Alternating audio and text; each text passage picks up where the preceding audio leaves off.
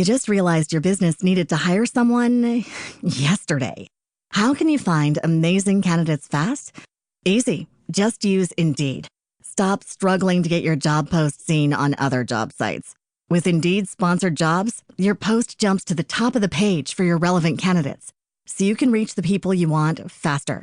According to Indeed data, sponsored jobs posted directly on Indeed have 45% more applications than non-sponsored jobs. Don't wait any longer. Speed up your hiring right now with Indeed. And listeners of this show will get a $75 sponsored job credit to get your jobs more visibility at Indeed.com/ARTS. Just go to Indeed.com/ARTS right now and support our show by saying you heard about Indeed on this podcast. Terms and conditions apply. Hiring? Indeed is all you need.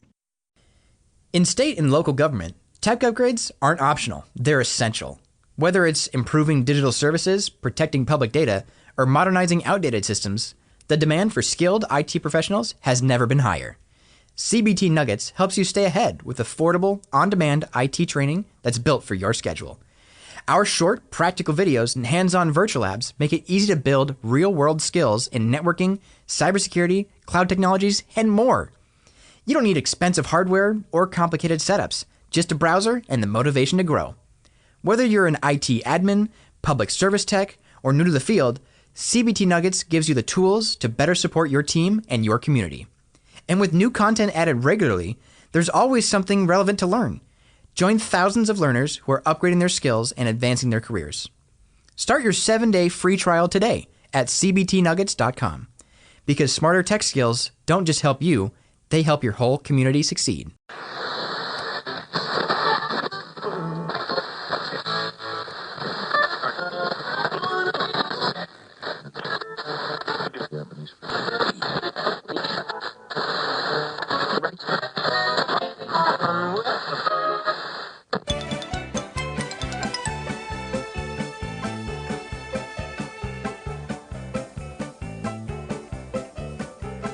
Welcome to Airchecks. Just a little bit of a housekeeping note. This will be the last episode of Airchecks until we are back on June 1st, 2025, as we need to make some adjustments to the new radio station, Purdy Spit Radio at purdyspit.org. Here is more of the Gene Shepherd Marathon on WOR in New York City. From December 30th, 1964, New Year's dates are something special. What will happen in the year 2000 when a new century starts? Memories of the Star and Garter. Army story, New Year's Eve in Kansas City. Great descriptions and imagery. Somehow, it may come on like it's coming on Thursday this year. You know, Thursday is going to be the last day of the year, and Friday is going to be New Year's Day. Somehow, you're one kind of person on Thursday, and you can magically be another one on Friday. Yes, that illusion has persisted. It really has. And they do all kinds of things in the various tribes. You know, they one tribe would decide about a month and a half before the old year petered out who the rotten people were who caused that year not to work out, because none of the years worked out. See? And so they would designate. They would get the medicine man would get out there, and he would get the bones going, and he would start lighting up the incense, and he'd get the fires going, and he'd start blowing on it, and it would be midnight, and he'd be sprinkling the powdered bat's wings into the flame, and he would finally determine out of the tribe what 17 people were responsible for that year falling on its face. And then they would get rid of them. They would say, well, we're not going to carry that crowd over into the next year. And next year it's going to work out. And they would have a gigantic ceremonial house cleaning. And you know, that's part of the illusion. Part of the illusion of New Year's is that boy, what a relief, what a rotten year that we've just finished. That is part of the illusion that has persisted since all time, that this old rotten one that didn't work out is now finally tossed off into history, and the new one that's going to be great and beautiful and a clean slate is full of all kinds of new fantastic hope, and that it's going to be different next time. And of course, next year by this time, the same guys will be writing. Well, of course, 1965 was a year of troubles. It was a year of pressures on all sides. It was a year of nervousness, a year of decision, However, we feel that 1966 eternally. And all the way back there in the jungle somewhere in the darkness, you can hear the sound of the medicine man. That medicine man that lies deep within each one of us. Doing, doing, doing, doing, doing. That little medicine man that's scrunched down there on his haunches next to your pancreas with the fires lighting up the edge of the jungle. He's smoking out the bats out of the cave. He's got the powdered bones he's clacking together. And he's rattling the little brass rings in his ears. Doing, doing, doing, doing, doing, doing, doing, doing. Magically, it's going to be different starting Friday. Doing, doing, doing, doing, doing. Warding off the evil spirits of the next year to come. Oh, it's a scary time. It always is. It's a wild moment. New Year's. And there's a lot of things connected with this. I can only say from my own personal experience, and I'm sure that everybody who has lived in 20th century America, I don't speak for the Bulgarians, I don't know, but I know that everybody who has lived in 20th century America, and our attitude towards time, maybe that's what makes it a peculiar holiday, Skip. You know, Americans have a different attitude towards time than most other countries, although they're catching up with us. America is probably the most age-worried country in the face of the globe. It's so worried about being older than 5 years old that it gets frantic. People at 19 already figure it's all over. Oh, the bag's under my eyes. Oh, look at me. Oh, I've heard him say it. It's incredible. And so we live in a nation, really, that is frantically trying to stop time on all fronts. And at the same time, paradoxically and nutty enough, it's trying to leap forward in time. We are both at one and the same time hung on stopping time and hung on progress. We all want to somehow leap into 1987 immediately. You saw this all over the World's Fair if you went out there during the summer. It's a fantastic desire to erase the present time and to go into the year 2078. And I suppose you get up there and you want to erase that year and go into the year 30.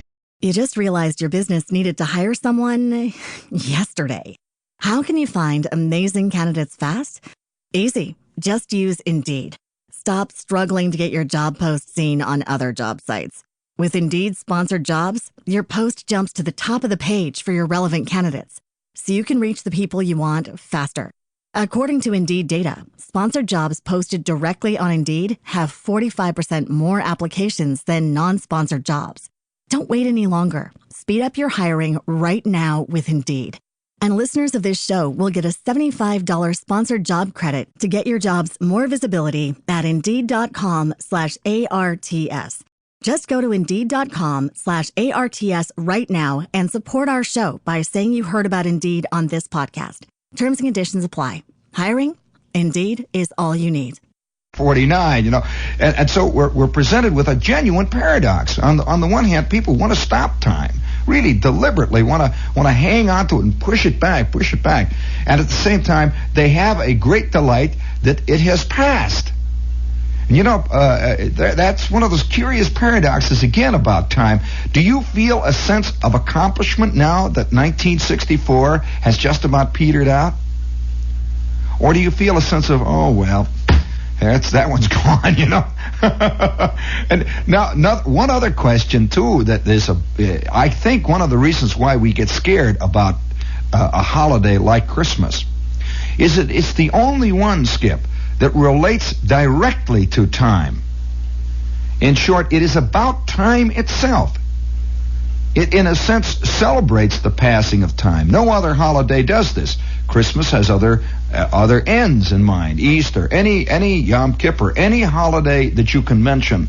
Thanksgiving, you go ahead and mention all of them. They all are related to something other than that specific quality time. And yet nobody quite knows what time is. This is something, of course, that causes a little confusion too. Time is not just a geographical or an astronomical thing, you know, where the sun has moved in a certain orbit and the earth has moved this way and that, and finally we're back at the same place. When you look at it really just astronomically, it's a pretty simple process.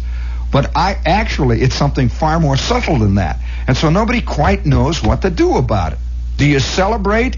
When on New Year's, here's a question. Just a question that has to do with, I suppose, a philosophical paradox.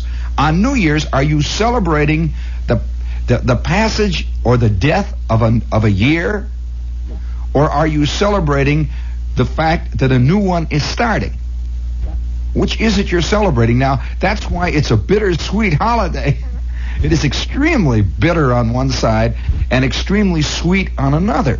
And yet, I also would like to go on record here as saying that probably, and this is basing it again personally, that's the only way you can write, it's the only way you create anything is on personal observation of life and the world around you. I feel that personally, having lived in 20th century America, so have you, that this one holiday is one of the most cataclysmic 3 days, personally, in all people's lives that I know around me. In other words, more wild things happen. I don't mean just a party where you fall down the stairs, or the night Charlie the Oldsmobile off the bridge, that kind of jazz. That isn't what I'm talking about. I'm saying that more decisions and more actual turning points are reached in lives during the New Year's holiday than any other holiday or any other specific point in time in the whole calendar. In short, more people are asked to be married on New Year's. More people realize that the jig is up on New Year's. More people have done even worse things than that. I mean, in a way, more people have looked suddenly back and they say, "Oh, gee, look at that." It's suddenly 19 XDX, and they are reminded that they have not moved an iota for XDX years, maybe backwards. That's the only time of the year you're really reminded of those things. Really, all other times, you can blow out candles on cakes, or you can walk around and trim Christmas trees, or you can eat turkey or something else like that. Keep your mind off it, but people are holding big signs up, with the year name on it and all. And so it is a strange and very scary time for people, even kids. It's the only time, really, I think, that kids themselves are reminded that time passes. And I think one of the reasons why people make a frantic clutch, they either decide to get the divorce this week, or they decide to get married, or they decide to jump out of a window. The police have a fantastic time over the whole Christmas holiday, New Year's complex because of that. There are more guys flying out of windows and trying to swim all the way to Spain underwater from Jones Beach or something, but because I believe that it is that one moment in time when suddenly people are reminded, wow, that it is passing, and they make a wild clutch. It says, now's the time to do it. Come here, Mabel. Will you, blah, blah, blah. And Mabel goes, she's looking around too, and she said, yes. And the next thing you know, it is Foreversville. It's a curious thing. And another thing, too, that I've noticed that is quite subtle about New Year's, that there are a large number of people who will have their first date with a certain girl on New Year's Eve. Now, that is a historical fact. Now, I don't know why this is so, but it is so. I have seen it happen time and time and time again. You just realized your business needed to hire someone yesterday. How can you find amazing candidates fast? Easy. Just use Indeed. Stop struggling to get your job post seen on other job sites. With Indeed sponsored jobs, your post jumps to the top of the page for your relevant candidates, so you can reach the people you want faster. According to Indeed data, sponsored jobs posted directly on Indeed have 45% more applications than non-sponsored jobs. Don't wait any longer. Speed up your hiring right now with Indeed.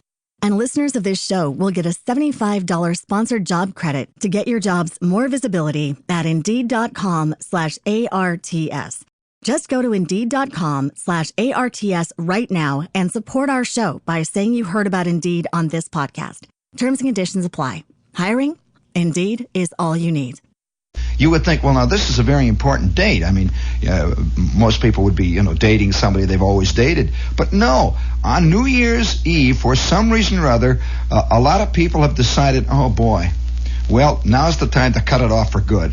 I think I'll call that chick down in the cost accounting department, and by George, it happens, literally happens that way many, many times. I don't know how many guys are right now, at this very moment, listening to the show here, who are planning to have a date with a chick for the first time tomorrow night on New Year's. For the very first time. Now, they may have gone out once in a while or just vaguely know this girl, but be careful, because this is more than just an ordinary date New Year's Eve. Something happens, it's either a curse or a hex or it's magic. On New Year's Eve, it could be disastrous, and on the other hand, it could be fabulously great. I don't know. No one knows these things. But I can only say that tomorrow night, the next day, in other words, in about an hour and a half, we're going to start a new day. And that could be the day, boy. Der Tag. You laugh at me. Go ahead and laugh.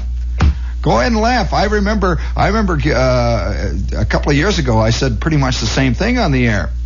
And I'm sure a lot of people who were unsuspecting, who think, oh, well, this guy's just talking. It's just stuff coming out of the radio. And all the while, they're thinking of calling somebody named Susan. And they're getting the phone out, and they think nothing at all. They're not talking about him. And right now, they're listening to me, if they can get away from Susan long enough to get to the radio. And it's a strange business, this holiday thing, especially New Year's. Now, I remember one New Year's. What is the first New Year's that you can actually remember?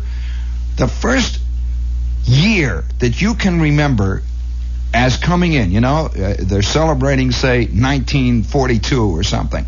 What is the first year you can remember as a New Year's celebration? I'll tell you, I'll award the brass figurine with bronze oak leaf palm to the person who can give me the earliest one without phoning it up. The absolute earliest one. No, I'm sure that some guy, somebody, somewhere, must actually be around who remembers 1900 coming in, who's just listening right now, who really remembers the turn of the century, which would be a fantastic New Year's. Can you imagine when the year 2000 comes in? What a wild New Year's that would be. Boy, can you imagine yourself saying, well, we're through with that century. Let's start. Because almost every last one of us, around, all we'll ever know will be the 20th century. So we're 20th century men. That's it. And there must be some guy out there who went to bed and it's 1899, and he says, well, tomorrow, boy, I'll tell you, can you imagine the wholesale throwing out of checks? You know how they have that little thing that says 19 blank? Can you imagine the whole scene? But can you imagine how difficult it must have been to get to write a new century? It's hard enough to learn to write a new year, and we do that all the time. Once every 100 years you write a new century in. Instead of, can you imagine starting out? Let's see, what is this, August 15th? 20. It's just strange moments. But 1965 is not far away. Speaking of the archaic, this is WOR, AM and FM New York. You're reminded of the archaic things on New Year's. But I remember one New Year's sitting in a balcony. And I was in this balcony with about 9 guys, Schwartz, Flick, Bruner, a whole bunch of us.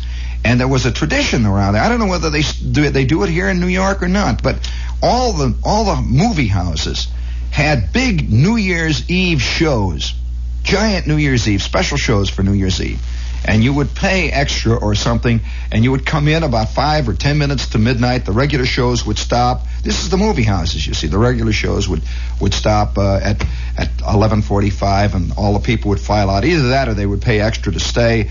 And at midnight would be the New Year's Eve show, and everyone would sit there in the balcony. They'd all file in. They'd give you horns and jazz. Why everyone went to the movie house to celebrate this, I don't know. But everyone got horns and streamers and all kinds of confetti and stuff, and we all filed in there. So we were sitting there, and that was the first New Year's Eve the reason that it was such a traumatic New Year's Eve, it was the first New Year's Eve I remember spending not at home, not in the bosom of the family, with my kid brother asleep under the day bed, the yelling and hollering in the kitchen, and Uncle Fred out there hollering and pouring beer down the sink, and my mother trying to calm everybody down who's been sick and throwing up for an hour and a half, and there was a thing. Well, that's what New Year's was about, I guess, and it was the first time, and you felt vaguely debauched, because the idea of a midnight show somehow had sexual overtones and connotations of debauchery. And they always had these pictures in the paper, and it says, be sure to see the midnight show at the Paramount. And it would show a picture of a girl, a girl with fans or birds all over her and little bubbles all over her head, and she's holding a cocktail glass, and it says whoopee. And so the nine of us go to this place. A whole bunch of us took Flick's car, and Schwartz and Flick and Bruner and everybody. We're all sitting right on the edge of the balcony in the Paramount Theater. And at exactly midnight, the lights were on. The organ came up, and there's da da da da da da da da da da. They play Auld Lang Syne. Everybody cheers and hollers, and the balloons fly up, and everyone throws the paper stuff out there. And within 8 seconds, 9 fights broke out. It was the first time I ever saw fights. The kids don't really see. Guys are fighting all of them. Go, get your hands off my girl! And they're starting to hit and fist fight. Guys are drinking and yelling and hollering. All this was at the local theater where I had grown up sitting next to Tarzan and Jane, where, they didn't do this kind of stuff. And within 5 minutes, the place is in an uproar. The police are running around. They get it all calmed down, and it's now the new year. And they start up with the feature, and it was a double feature of monster movies. Why monster movies play an important part on New Year's Eve, I don't know. But this was a big deal in Chicago, that whole area. Now, I'll tell you another thing that was a big thing, so Skip. That I always could hear whispering about it. I could hear my mother and father whispering about this for about 3 or 4 days before New Year's Eve. The whole big bit was to make reservations somewhere. The idea was to make reservations in some big joint someplace where they had a big floor show, or they were giving out souvenirs, or they were giving out horns and paper hats and the whole jazz. And the idea was to get reservations. And the place where they all went, and they whispered around the kids so the kids wouldn't know what was going on. Al got the reservations. Yeah, he knows the doorman down there. Yeah, but okay. And about 10 o'clock at night, they're all getting all dressed up, and there was usually one house where all the kids were put that night. All the kids were put at Aunt Clara's house or something, and one of the poor old aunts would have to stay home. She's pretending like she's enjoying New Year's Eve with the kids, and all the kids are sitting around, and half of them are falling asleep, and the radio's going, and they got a couple of paper hats and some horns, and they're going to give them some chocolate cake and some ice cream. They're going to celebrate their New Year's Eve, and they're all they just say, listen, Al, listen, you get the flasks out, Al. Yeah, make sure. Hey, has Fred got the booze? Yeah. And they've got these silver flasks and the booze and all that stuff, and they're yeah. And so whatever it was, they were embarked on something that had that fantastic sin connected with it, rottenness, terrible rottenness. Yeah, well, they began to talk about 2 days beforehand about this scene. And, of course, the kids, I remember a couple of my cousins, myself, there were always one cousin who knew all about this rottenness, this crummy stuff that they were going to. Well, the place they went to, and it's funny now, I don't even know whether there was such a place, but was there ever such a place? Do any of you know such a place in Chicago? It was a big deal, and all the really rotten people went there on New Year's Eve, and the rottener people went there during the week, when it wasn't even New Year's at all. They just went there. It was a real rotten place called the Star and Garter. Did you hear the Star and Garter? Well, the Star and Garter was the kind of place that when kids would walk past that joint, they would be embarrassed. They would even have to look the other way to pretend that building didn't even exist there. They'd walk past and they had these fantastic posters all over the front of the Star and Garter. In fact, I remember receiving some of my basic sexual education just looking at their signs. They had one chick that was over 74 feet tall. There was a gigantic poster that went up 19 stories all the way up the side, and all she had on was 3 sequins. And she's looking over all of Chicago with these great big blue eyes. And it's the Star and Garter. Wow. And that's where they were going. They'd all go to the Star and Garter. And wow, yeah. And the kids, there was such a vague sense of boy, what a fantastic thing that must be to go to the show. And then about 4 o'clock in the morning, the kids are already asleep now. You see, I'm lying there, and I still can't sleep, or maybe I'm waking up. And I hear the doors opening. I hear them coming in. And you hear this yelling, and here are all these grown-up people. They're yelling and hitting each other. And they're saying, hey, do you remember the one when the guy came out? He came out, he says, hey, Ada. And he had the big bladder. Do you remember? And he says, hey. And they're telling these awful stories about what these burlesque comics were doing and this stuff. And I'm sitting there, and I'm sweating. I'm lying there under the coats. And then I hear, shh, the kids are asleep. Oh, wait, shh. He said, whoa, and what about when she came on? Shh, for crying out loud, the kids are asleep. I was, shh. They make, little jugs have big ears. Shh. Well, for years, I had this vague feeling. It was almost a mystical feeling, almost a... You just realized your business needed to hire someone yesterday. How can you find amazing candidates fast? Easy. Just use Indeed. Stop struggling to get your job post seen on other job sites. With Indeed sponsored jobs, your post jumps to the top of the page for your relevant candidates, so you can reach the people you want faster. According to Indeed data, sponsored jobs posted directly on Indeed have 45% more applications than non-sponsored jobs. Don't wait any longer. Speed up your hiring right now with Indeed. And listeners of this show will get a $75 sponsored job credit to get your jobs more visibility at Indeed.com/ARTS. Just go to Indeed.com/ARTS right now and support our show by saying you heard about Indeed on this podcast. Terms and conditions apply. Hiring? Indeed is all you need. Kind of a religious belief that if you really want to celebrate New Year's Eve, you went to a burlesque house. Because that's what these people did, They went to the place called the Star and Garter. Well, I'm going to tell you a time, and this might be a warning to those of you who might be contemplating such a move. And I always had this feeling because, of course, this was the thing I saw the grown-ups do when I was a little kid, and it seemed to have tremendous glamour to it. And they would all get dressed up, and they'd wear white scarves. The men would my father'd have his suit on. All the men would be all with their black shoes, and everything would be shined. The ladies would be in the furs, and they'd smell like the coals, when they'd come in from outside after they were all through with it. And they'd smell like that peculiar sweet smell, and you could see where a couple of them had been sick, and it was wild. I had the sense of, and they'd be covered with old confetti and little strips of colored paper and all that jazz. And I did see this year after year after year after year. They would go to the Star and Garter. They went to a place called what was that big place in Chicago? The Chez Paris. That was another one. Can you imagine a place with a more completely nightclubby name than the Chez Paris? And they had to spell it that way in Chicago because everyone would call it the Chez Paris in Chicago. And so they had it spelled Chez Paris.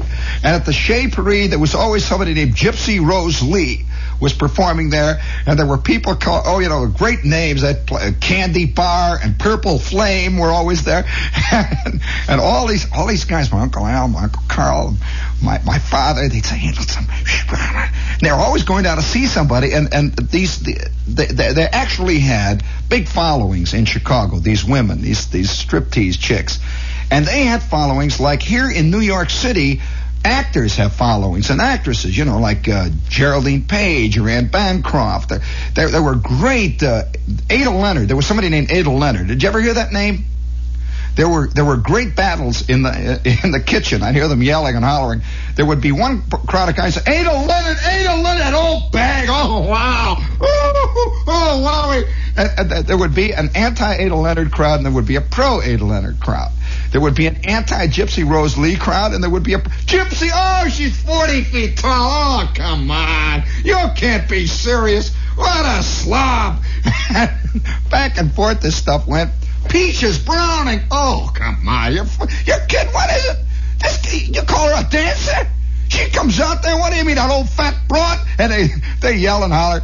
Well, that was the kind of that's what passed for for dramatic criticism in the house where I grew up. And they had tremendous arguments. And I'll never forget when television first came in. And on TV was this guy doing this kid show. And he was doing the most innocent kind of kid show. He just didn't want a crummy little kid show. You know, he'd come on every afternoon. He had a tremendous following. What I remember about him is associated with the first night that I ever really did it. I'm going to tell you what happened. You want to know the scene? All right. I guess I'm in the Army, see. and I go in the Army. I'm just a kid. I'm in the Army now, you see. And this was one of the first New Year's Eves that I really spent where I thought I was an adult. I was a big grown-up man. Big time grown-up type guy. And I had a 3-day pass, and there were about 9 of us. There was Gasser, there was Zinsmeister, a whole bunch of corporal types, a couple of PFCs, and we're all real tough guys, roughly pushing the cool side of 18. And, we're all walking around drinking the beer down at the PX. Hey, what do you say we go and take in a Burley Q show on New Year's Eve, huh? Yeah, let's go, gang, let's go. So that's exactly what we did. And we are stationed way out there in the Midwest. In fact, we're in this camp deep in the heart of the Ozarks. And it is New Year's Eve. And we all have a 3-day pass. And so the nearest place, Skip, was Kansas City. I don't know whether you've ever seen Kansas City on a New Year's Eve, but let me tell you. And so all of us get our pass, and oh boy, we're rubbing our hands together. Here we're 18. My idea of a really big evening up to this point was to go over to Esther Jane Alberry's house and go down to the drugstore and have a Coke, maybe go all the way and have a coffee malt, something like that, and a cheeseburger. And then perhaps we might stop for a couple of minutes and sit there and hold hands on a park bench in the Hessville Park on our way home and make it just in time for the 10 o'clock news back home, that kind of thing. And here I am, I'm 18, a whole bunch of guys of corporals from Yardbirds, and I'm out there, and the home is 1,000,000 miles away, and a whole scene. And well, of course, what do I automatically think of as the real way to celebrate New Year's? That's right. And so here we are in Kansas City. We get off the bus, and the place is loaded. Millions and millions of soldiers as far as the eye can see. Millions of soldiers. And the place is rocking. It is wartime Kansas City. There are defense workers in, and everybody's got money to spend, and the soldiers are out yelling and hollering. The chicks are on the street. And so we arrive down at the Greyhound station, and the 3 or 4 of us get out of the bus, and we've got our little bags with us, our DOP kits. Oh, man, New Year's Eve, fire, here we are, swinging. Each one of us had a cool $15 in his pocket, a 3-day pass, and we're ready to go. And so the first thing we do right away, we go to the information place where they have for the soldiers there, USO information. We walk up, and here's this kind of little old lady. Little old lady, with the white hair, the kind that you always see at the information booth for the boys. And we go up and say, hey, you ask her, Carl. Go ahead. Carl looked older than anybody else. He said, ask her, Carl. Madam, we're looking for a place to celebrate New Year's. Celebrate New Year's, Oh, yes, of course. Well, down at the YWCA, they're having a cider social, and I'm sure you... somebody nudges, I'll bet cider social. YWCA. Wow. Oh, boy. Yes, and at the YMCA, they're having a donut roast, and I think you'll like this one. Over at the Hotel Claiborne, they're having a special fashion show, a midnight fashion show, and it's free to servicemen. And I have one here. Here's an invitation from the B'nai B'rith. Now there, and so we're all standing, right, baby, Okay. Well, thank you very much. Give us the tickets. And so she gave us 3 or 4 tickets. We said, oh boy, let's split. And so we go, and we turn the corner, and there, standing in the doorway, is this little man with a big gray cap on. He says, hey, you guys, psst, hey, you guys. He's waiting outside the bus station. Say, hey, you guys, you in for New Year's? I said, yeah. Right away, we could see the real thing. Say, you guys in for New Year's? Yeah. He said, listen, how'd you like to see a show? And there's a moment of silence. Zinsmeister says, show? What kind of show? Don't ask. A show, man. It's New Year's. Now, Yeah. Okay, where? He says, here. He says, I've got, how many guys? By a coincidence, 5 tickets. Yes, these are the last 5. It's only $8.50 each. And so, boom, boom, boom, pow, pow, we're shelling out and we got the pace for it. We are home scot-free. And now all we got to do is wait till midnight. And so we're walking around from one joint to the next, and there's bars, and there's places called the Bamboo Inn, and there's places called the Flamingo Bar, and all those great, the Bluebird Bar, there's places called Uncle Ned's. I remember all these terrible joints in Kansas City. And Kansas City is probably one of the great swinging towns of all. This is a great gangster town. And you would walk down the street in Kansas City, especially at that time. It's kind of vaguely dark, and all these places are they don't have big lights in the streets like we have here, big fluorescent lights. But you see one after the other. There's 18 million bars, millions of them, and all of them. You hear this rotten honky-tonk music coming out. You hear just for miles around. What an exciting place for an ex-kid. Oh, man, bent on a night of debauchery and sin. And we're swinging down the street there. We got our hats on sideways. We have checked our dop kits at the Y. We've got a cool $7 left, each one of us. We each have 2 water drinks under our belt now. Our eyeballs are spinning. Our teeth are sweating. Our ears are itching. And our knees are loose. We're ready to go. We're in Kansas City.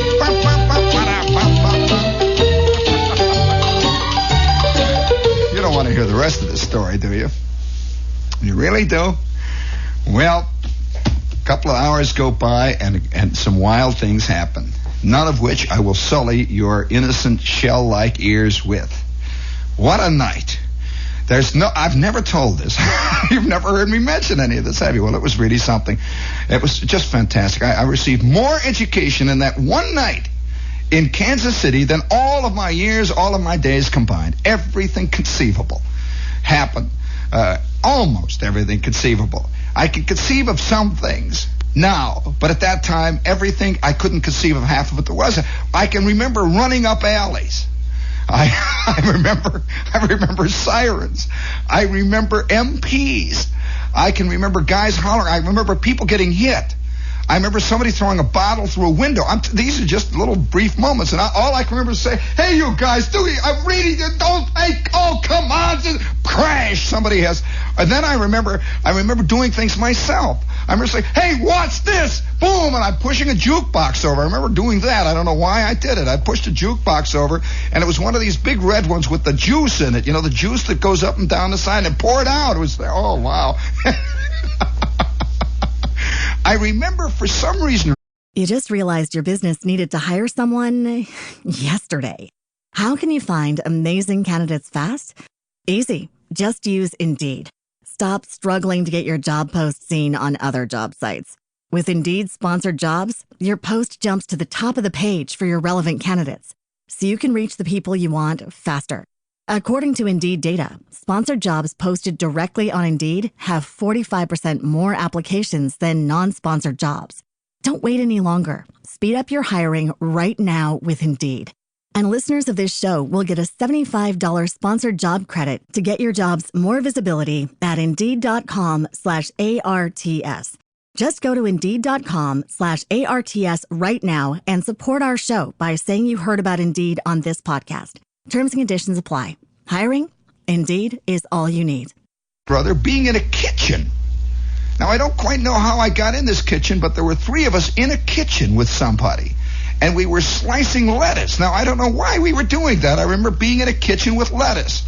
And the next scene I remember vaguely, not quite clearly, was being in this smelly place where everybody is standing up. And they had taken our tickets away. We are now in the show. And we're all standing up, and there's a stage up there, a little stage with lights. And there is an elderly lady wearing red plumes up there, and she is throwing gold sequins into the audience, and they are playing music, and there is a tenor standing over by the side, and he's singing, "A pretty girl is like a melody that haunts you night and day." And then she got off the stage, and a guy ran through the audience saying, all right, I have here a genuine collection of wonderful art poses. These are poses the kind of which all of you men have dreamed about. And I also have here a genuine Mexican wallet containing within its folds, perhaps if you are lucky, a special set of photographs from Gay Paris herself. 25 cents, and we have taffy. And I'm standing there, and I remember Zinsmeister being sick on my neck. He was taller than me, and he stood behind me, and I went, ah! And then suddenly she goes, and a large lady, a big fat lady wearing purple plumes came on. And the tenor is singing, a pretty girl is like a melody that haunts you night and day. And then suddenly there is this little short guy wearing a round hat and a checkered suit out there. And he is jumping up and down, and the piano player is playing, and he is telling 30 jokes. He is hollering. He's saying, hey, you guys. And then he squirts water at the audience, and I'm standing there watching, and my stomach is turning over. And the next thing I saw that little guy, he is doing kid shows on TV.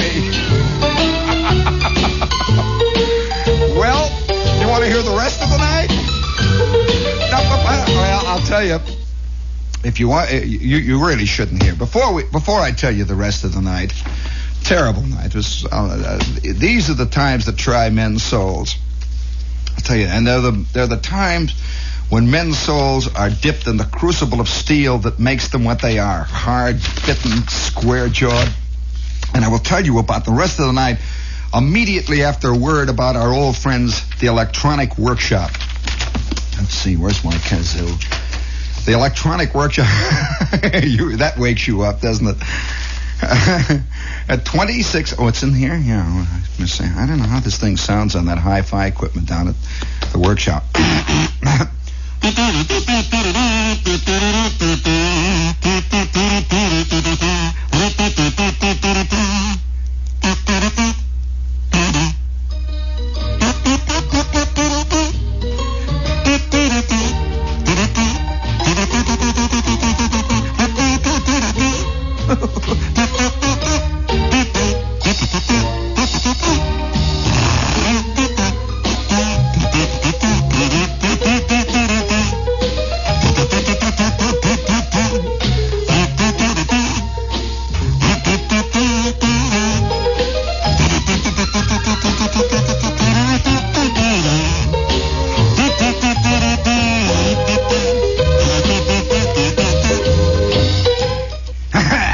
Hear the rest of that? Well, we have with us tonight the Electronic Workshop. They are at 26 West A Street, and I'd like to have known how that sounded on one of those FM tuners. And yeah, pretty good, I guess. I get a lot of overtones and rattling of the thing here. And they are at 26 West A Street, and if you have trouble with all that hi-fi junk, which you should have bought in the first place from the Electronic Workshop that you got for Christmas, I would suggest you call Gramercy 30140. This is the Electronic Workshop. They are at 26 West A Street in the Village, and they are really a genuine hi-fi specialty organization. They mean business. Oh, by the way, my painting is still down there in that main window, I presume. And I'm getting all kinds of peculiar mail about it. And if you would like to see a painting that I slaved and labored over, it's like, well, I mean, after all, every lady likes to show off her embroidery and her hem stitching and her crochet work. I like to show off my little crochet work. It's down there in the window, and it's at 26 West A Street, the Electronic Workshop. Well, let me tell you, I really shouldn't. Hey, listen, we're going to be down at the Limelight, aren't we? This Saturday night again, yeah. The night right after New Year's. And it's going to be a full 2-hour show this night. Yeah, for those of you who have been noticing that we've been snipped off there a little bit by the Knicks basketball games. I don't know when the Knicks are playing next week. Huh? Good, that's very good. We will be on at our regular time, which is 5 minutes past 10 this coming Saturday night, down at the Limelight in the Village. And that should be a wild night down there, the night after New Year's, with everybody from college and everything in. And if you want to make a reservation down there, give them a call. And if, by the way, they are booked up, which they quite often are at this time of the week, I would suggest that you take a chance anyway, because almost everybody who comes down there gets in eventually. Wouldn't you say that, Lee? that it's worth taking a chance. So if you're in town and you're around in the village and you're swinging, I would suggest you make the Limelight scene. We'll be there from 10 until midnight this coming Saturday night. And be careful, I'm wiry. So don't come down with any smart ideas. Won't do you any good. Isn't that true, Skip? They get fooled. Now, another thing. You know, one thing I must say that I've noticed lately, a lot of people seem to think this is a radio show I do down there. In other words, they get the idea that I'm down there with some kind of a booth, or I sit at a table, or I have earphones on my head, and I sit in a corner and do this jazz. No, not at all. This is a real nightclub type show that is done down there. It's up on stage, and sort of. I mean, on this chick's table I run around. After all, don't be smart. I don't be snotty all the time. And I'm down there with the lights on and everything, and it is a nightclub type show. Not really a nightclub. It's hard to describe. It is a nightclub type show, but it's not a nightclub. You know, that's another thing that confuses people. What is the Limelight? I keep getting letters, and they don't know themselves down there. There's a great amount of disparity among the various versions that the guys who run it have about it, but it isn't what they say it is. It's not exactly a bar, although they have a bar. It's not a saloon. It's not a restaurant, although they have great food down there. It's sort of it's a place. It's hard to define. It's as difficult to define, I will tell you this. It's as difficult to define as my work is difficult to define. Now, I'm serious. You know, one of my big problems professionally over the years has been that nobody seems to be able to put a tag on you. And when they can't put a tag on you, where do you fit? So if you can't say comic, well, am I not? I don't know. Humorist? I don't know. But you want to hear what happened? Oh, well, I'll tell you what happened finally. It was a very interesting moment. I am down there in this crowd. For those of you who might be contemplating a rash evening tomorrow night, be careful. I am down in this crowd with Zinsmeister, with Gasser, with about 4 other GIs, Rosenblatt, and a whole bunch of the guys from the company. Company came. We're down there yelling and hollering. We're screaming, having a great time. Zinsmeister has been sick twice now down my neck, and they're selling the candy kisses, and the guys are buying all the pictures. And I think some of them still have the picture. They're autographed pictures, by the way. When all of a sudden the lights went up, and the entire crowd were marched into a paddy wagon, including me. I'm going to tell you this. If you can find somewhere that blotter in Kansas City, you will find the name of Corporal J.P. Shepherd, 16098-946, Company K, 817th Signal Training Battalion, Camp Crowd. The whole crowd of us were in there and booked for observing a licentious and lewd performance. And I remember sitting in there with a whole bunch of guys in the bullpen, guys being drunk, and they kept bringing chorus girls in, and the cops kept bringing jazz musicians in who were trying to blow their nose with their hair. They kept bringing this whole crowd in. And the next morning, they let all the GIs loose. And that night, I'm in the USO. It is Sunday, and I'm trying to write my mother about what I did New Year's.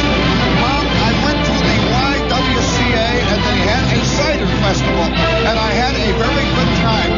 Colonel Zinsmeister says hello. He had a big shiner sitting next to me. Happy New Year, Dad.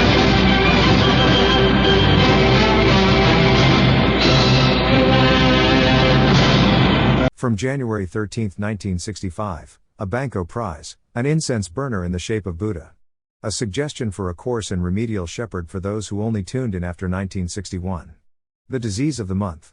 Grandpa Henry and the 8 Hour Chaw, good storytelling. Part of the opening theme has been deleted. That's it. That's it for music.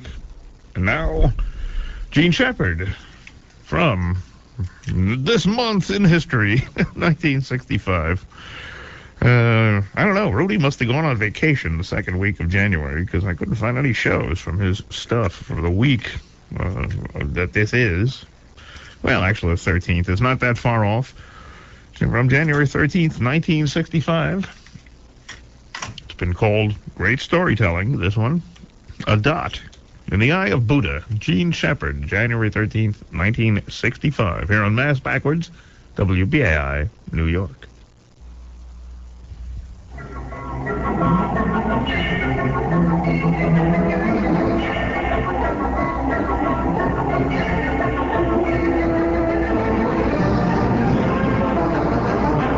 You just realized your business needed to hire someone yesterday.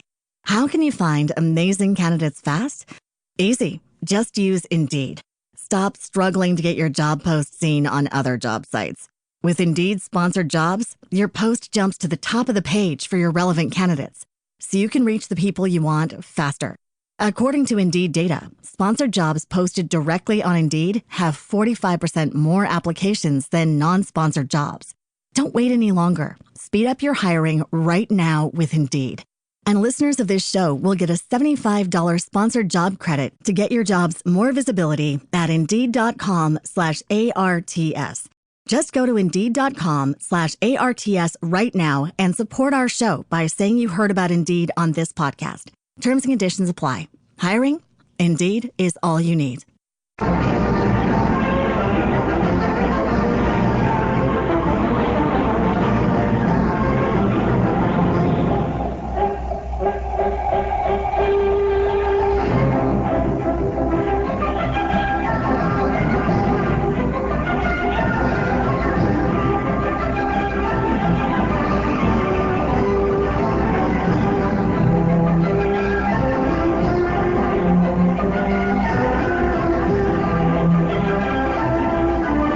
Once again, Sergeant X-42, secret operative, lurking underground, creeping through the privet hedges of existence, looking for the most significant clue of all, the clue, the answer to it all. He sneaks up, his eyes mirror slits, his beautifully lined red silk cape flashing in the sunlight.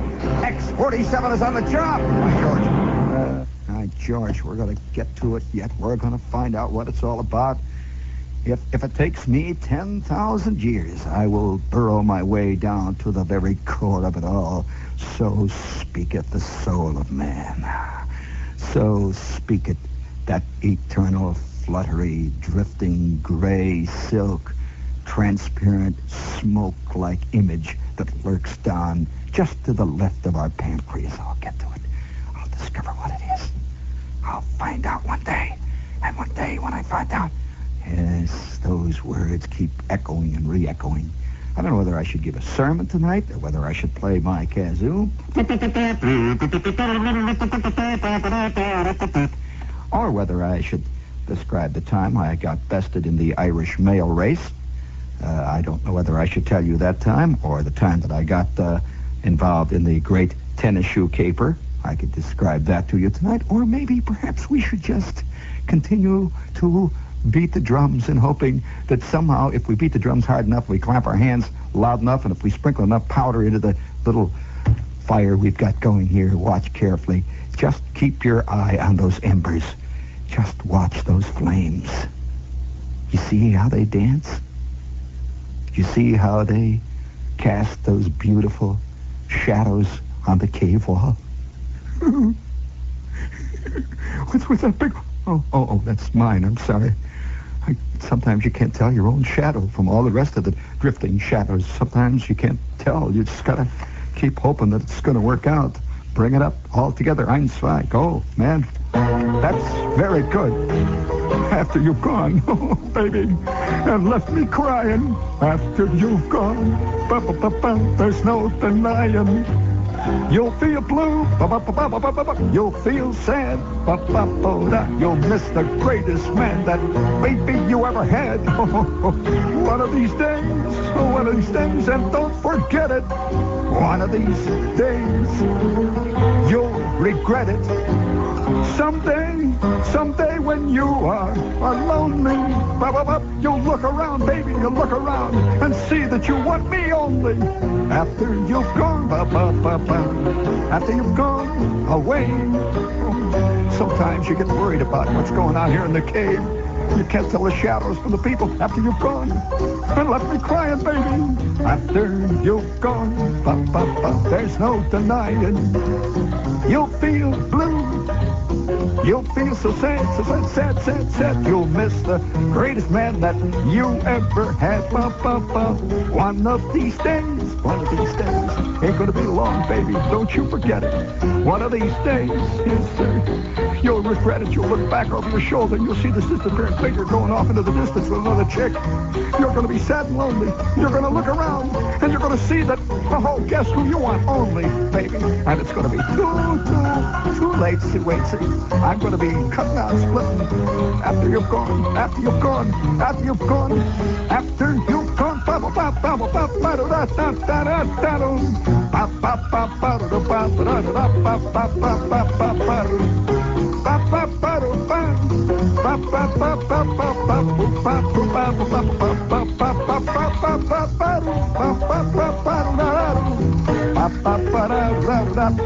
I'm dedicating this to Tex McCrary and all the gang down at the pool room. Vincent Tracy, Al McCann, after you've gone, after you've gone, away,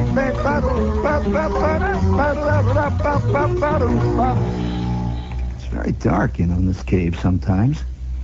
You just don't know where it is. That I just read recently in one of the issues of a big medical magazine that comes out every month, the British medical magazine, and they said that there is a new thing on the market in Britain, and it's the disease of the month, LP. Yeah, it's for hypochondriacs. Really. It's the disease of the month, and it has all the various symptoms, and it has syndromes that result from it, and it has treatment. I'm not putting it on. I'm just telling you this was announced in one of the British medical magazines, that now the whole business of the hypochondriac is now formalized. And whereas guys used to just pick up, the disease of the month, whatever it was, they'd say, oh, what is it? Oh, it's the glunts this month. He read, somewhere along the line, he's reading a paper, and he reads about some guy that came down in northern Rhodesia with a fantastic case of the glunts, and his feet got 17 feet long, and all that stuff. And the next morning, he's putting his socks on, and he figured, the socks have been shrunk. Oh, I got the glunts. Oh, the glunts. Before afternoon, before 2 o'clock, my feet will be 7 feet long. Oh. Well, this is the hypochondriac. I'm not kidding you. Sure, a real good operating hypochondriac is a sight to behold. He is busier than the you-know-what on a tin roof, I'll tell you. And I can match 18 different things, and I'm not even talking about a cat. I'm talking about carpenters. I'm talking about all kinds of people that are busy in that particular phrase. If you've ever seen a really good you don't know how busy carpenters can be? Don't you know about how busy one-armed carpenters are when they're doing certain things? Oh, you do know. Well, then I don't have to tell you. George Aroni. It's amazing what comes out of the mouth of the young. It is. It's terrible what's lying down there in those brains. But speaking of lying down there in the brains, I'll never forget the time I was in the dime store. I'm a kid, you see, I'm a great dime store fan. Even to this day, it's very embarrassing. Everybody's heading for Tiffany's and Saks and all that, and I find myself like a magnet, like a piece of iron filing, drawn to a giant electromagnet. I am drawn to the basement of Woolworths.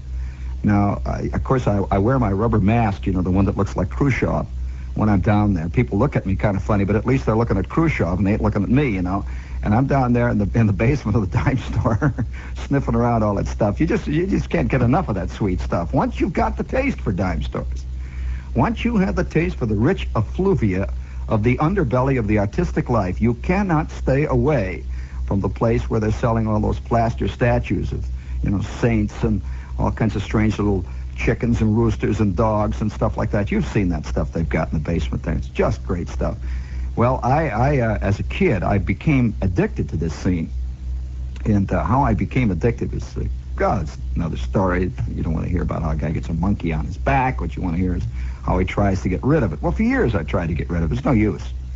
I would like to form some kind of a group called Dime Stores Anonymous, DA, and DSAs. Because I know so many guys that not only squander away their good hard-earned time. Do you know that I know a famous writer who is, and don't think I'm name-dropping, it's just that, they come in and out of radio stations, you get to know these guys, and there's a famous writer who gets about $178 billion a word, Al, This guy, if he stayed home and just wrote his name down over and over all afternoon, he could retire at the end of the month just from doing that. He's that kind of a writer, you know. It's fantastic. He never can find enough time to finish his great novels and plays and all that. And where do you think he spends most of his afternoons? That's right. Fooling around the tool section, the dime store, you know, picking up crummy pliers and looking at that wire that they've got for sale, looking at goldfish, walking around in the cheap perfume department, that whole scene. Cannot get enough of that stuff. And if you come out of a certain milieu, if you'll excuse the expression, if that means the back porch where the screen door slams, we used to call it the milieu. If you come out of a certain, that's wrong. If you come out of a certain milieu, the dime store is your world. No question about it. It is, in a sense, a total universe. You know that in the dime stores, I would like to report to you right now, first time I saw it, you can buy electric guitars in the dime stores now. Yeah, fully transistorized. And you have your choice to have it signed or unsigned by the Beatles. The whole scene. You can get the amplifier, you can get the whole business. I suppose if you work hard enough and look around, you can even pick up an agent in the dime store. These dime stores down here on 42nd Street, I'm sure, you know, if you stand around long enough in the cheap candy department, they come along there.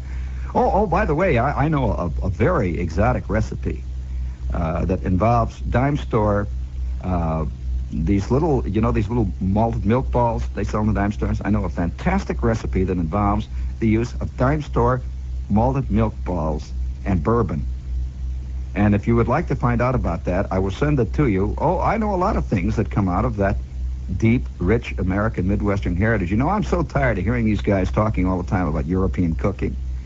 Yeah, they get on there all the time. I hear Al McCann trying to talk about French cooking, and I hear Dr. Carlton Fredericks talking about the stuff that they put blackstrap in. That's not really basic American, you know. And they're talking about French cooking and Italian cooking. Nobody talks about really American jazz, the kind of stuff that comes out of the heartland of America.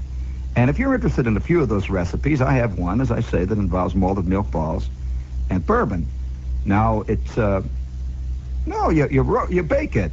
It is not what you think. You don't mix. You just realized your business needed to hire someone yesterday. How can you find amazing candidates fast? Easy. Just use Indeed. Stop struggling to get your job post seen on other job sites. With Indeed sponsored jobs, your post jumps to the top of the page for your relevant candidates, so you can reach the people you want faster.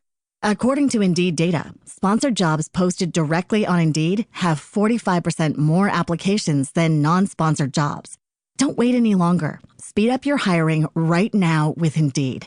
And listeners of this show will get a $75 sponsored job credit to get your jobs more visibility at Indeed.com/ARTS. Just go to Indeed.com/ARTS right now and support our show by saying you heard about Indeed on this podcast. Terms and conditions apply. Hiring? Indeed is all you need. Said it's an actual fun dessert for those of you that are looking for something different. And I have, yes, it really is. Don't laugh. You guys have laughed too often out of the wrong side of your mouth, you know. I'm serious, you know. If you went down to the Four Seasons, you pay $400 for one little tiny glob of this. And I can turn it out down here on the 19th floor if you want it any time. And you have to use dime store malted milk balls because they have a certain resinous gumminess quality to them that is very important. You get the good ones. You don't get quite this, you know, quite the feel. But there I am. I'm fooling around the dime stores at about the age of 4 or 5. My mother, in fact, furnished her entire life from Woolworths. That's right. She would save up for months to buy something that was in the dollar department down there. I remember for a long time we went down and looked at a smoking stand they had in the dime store, and this smoking stand was made out of tin foil. It was tin foil and this kind of black plastic stuff that what they used to call modern. Remember they had modern stuff? It was kind of like neo-debauched World's Fair modern kind of stuff. And we waited around there for months. And then one day we got this thing, and she brought it home. It was all excitement. And it came taken apart, you know, it came in a box, and she took it all down. And, oh, gee, it caused just a giant trauma in our house. So my old man says, I'll put it together. And he rushes down the basement, gets his giant screwdriver he had with the red handle, you know, the wooden handle type thing, and he comes up there and he starts to put this thing together. It had 3 legs. It was a tripod kind of affair, and he puts the first bunch of legs together. See, they had two little shelves. There was a top shelf of kind of silver-like metal and the bottom shelf of black-like metal. And at the top round circular shelf, there was this terrible ashtray, which, by the way, my Uncle Carl got his hand caught into for about 3 hours one afternoon. We had to call Dr. Slicker in this dime store ashtray. But nevertheless, the old man is trying to put this thing together. It's terrible when you discover that your father is just isn't good, you know. He's got 18 thumbs on one hand because they never admitted he had vises down in the basement and chisels and hammers. And, of course, he was always cutting himself and stuff. But he had all this down there, and there were strict rules, never, ever touch any of this stuff. Because if we did, we'd hurt ourselves. There was a rule in our house, never pick up a chisel. And I've stayed away from chisels and chiselers of all kinds since the early training never can be completely transcended. And the old man is down there putting this thing together. Actually, he's in the sun parlor putting it together. My mother's standing there proudly. And he's putting it together. He gets the first two legs together, Al. You know this awful feeling. It has these countersunk self-tapping screws. Now, he's got the first two together. It's fine. He's got the bottom screw on the third leg on. He is now putting the last screw on. He's tightening it up. He said, I want to make sure it's very tight. Let's get everything tight. He just kept turning. And you could see his ears are getting a little red because, you see, men sense when they have loused up. He has stripped the threads, and he sensed it, see, and he doesn't want to admit it. He says, I don't know what's the matter with this. It won't tighten. This cheap junk won't tighten. My mother is standing back, and she says, what did you do? He says, nothing. This thing won't tighten. Just a minute, I'll get it tight. And he starts to push real hard. He pushes, that goes right through. He screwed this thing right through. Oh, boy, the leg flies off. She says, you stripped it. Now, this is something that women shouldn't know about. They shouldn't know phrases like you stripped it or you busted the starter spring. I'll never forget the time my mother told my old man that he flooded it. Oh, jeez. We're sitting in the front seat. Geez, I think you flooded it. Oh! His top of his head flew off and flew around the Oldsmobile about 15 minutes. Because you see what had happened? He had flooded it. The gas was all coming out of the bottom. Women shouldn't know that kind of stuff. You know? She says you stripped it. Well, the old man took it down in the basement, and he decided to drill it out. And he was going to drill it out, and he was going to put a bolt through it instead. So he's drilling it out. You ever seen anybody who does not know anything about tools try to drill a tube? This is a tubular leg, and he is trying to drill this tube with this lousy 10-cent store drill that he had that had the rubber bits, you know, Al? You know that kind with the rubber bits. It keeps digging them under the chin, and it keeps stripping itself. And his bits would come apart in little powder on the bottom. And I'm standing down there watching him. He says, you go on up and help your mother with something. And it was that day that I realized that we are not alone, all of us who are bested by things around us. Now, I got hooked on... Before we go any further, speaking of dime stores, this is WOR, AM and FM, New York. And I got hooked on the dime store because of one specific counter. One specific counter that even to this day brings back very peculiar, shifting, dark, strange, kind of exotic memories. There was a lady who lived in our neighborhood who had parties. And she had card parties and that kind of jazz, and my mother would go to the card party, and they'd sit around and play something called Banco. Have you ever heard of Banco? And so I don't think they play that here. In fact, I think they invented that game in my neighborhood. They played a game called Banco, not bingo, Banco. And it was played with about 87 dice. They had a whole bunch of red dice, you know, with the white dots on them, that kind of dice. And they had a bell. And this bell would be placed on the table, and I can remember, just terribly boring afternoons as a kid when 18 ladies would be in the front room eating bridge mix. And nothing is worse than about 18 ladies all bridge mixed up. Sopping down the bridge mix and yelling and hollering, drinking drugstore sherry and playing Banco. Well, this was high life in Hammond, Indiana. And so every 30 seconds or so, some lady would holler, Banco, boing! She'd hit this bell.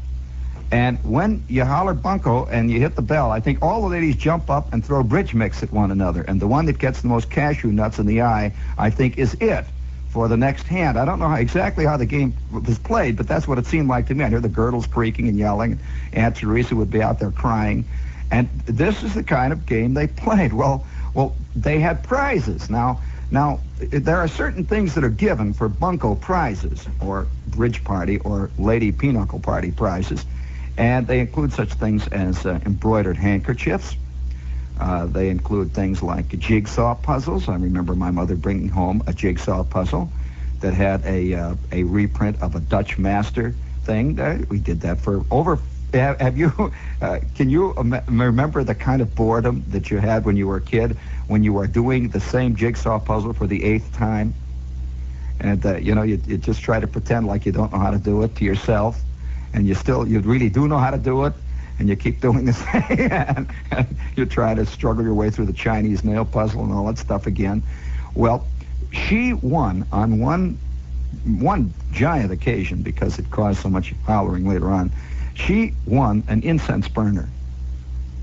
Now this was a Buddha incense burner, and it looked like Buddha. Now, we did not have many Buddhas in our neighborhood. Uncle Tom looked a little like a Buddha, but we did not know much about Zen Buddhism.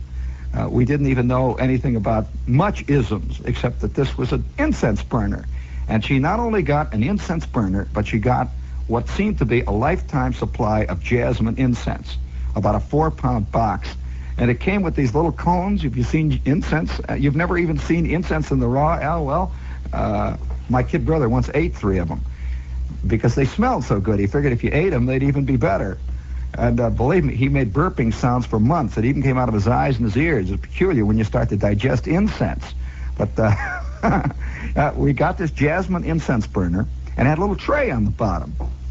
And the tray was to put the incense in. Now, the incense looked like, these things that you had when you were a kid in 4th of July, and you'd light it, and a snake would come out and make a long snake. It was like a conical, sort of like a conical, debauched-looking aspirin, really was what it was like.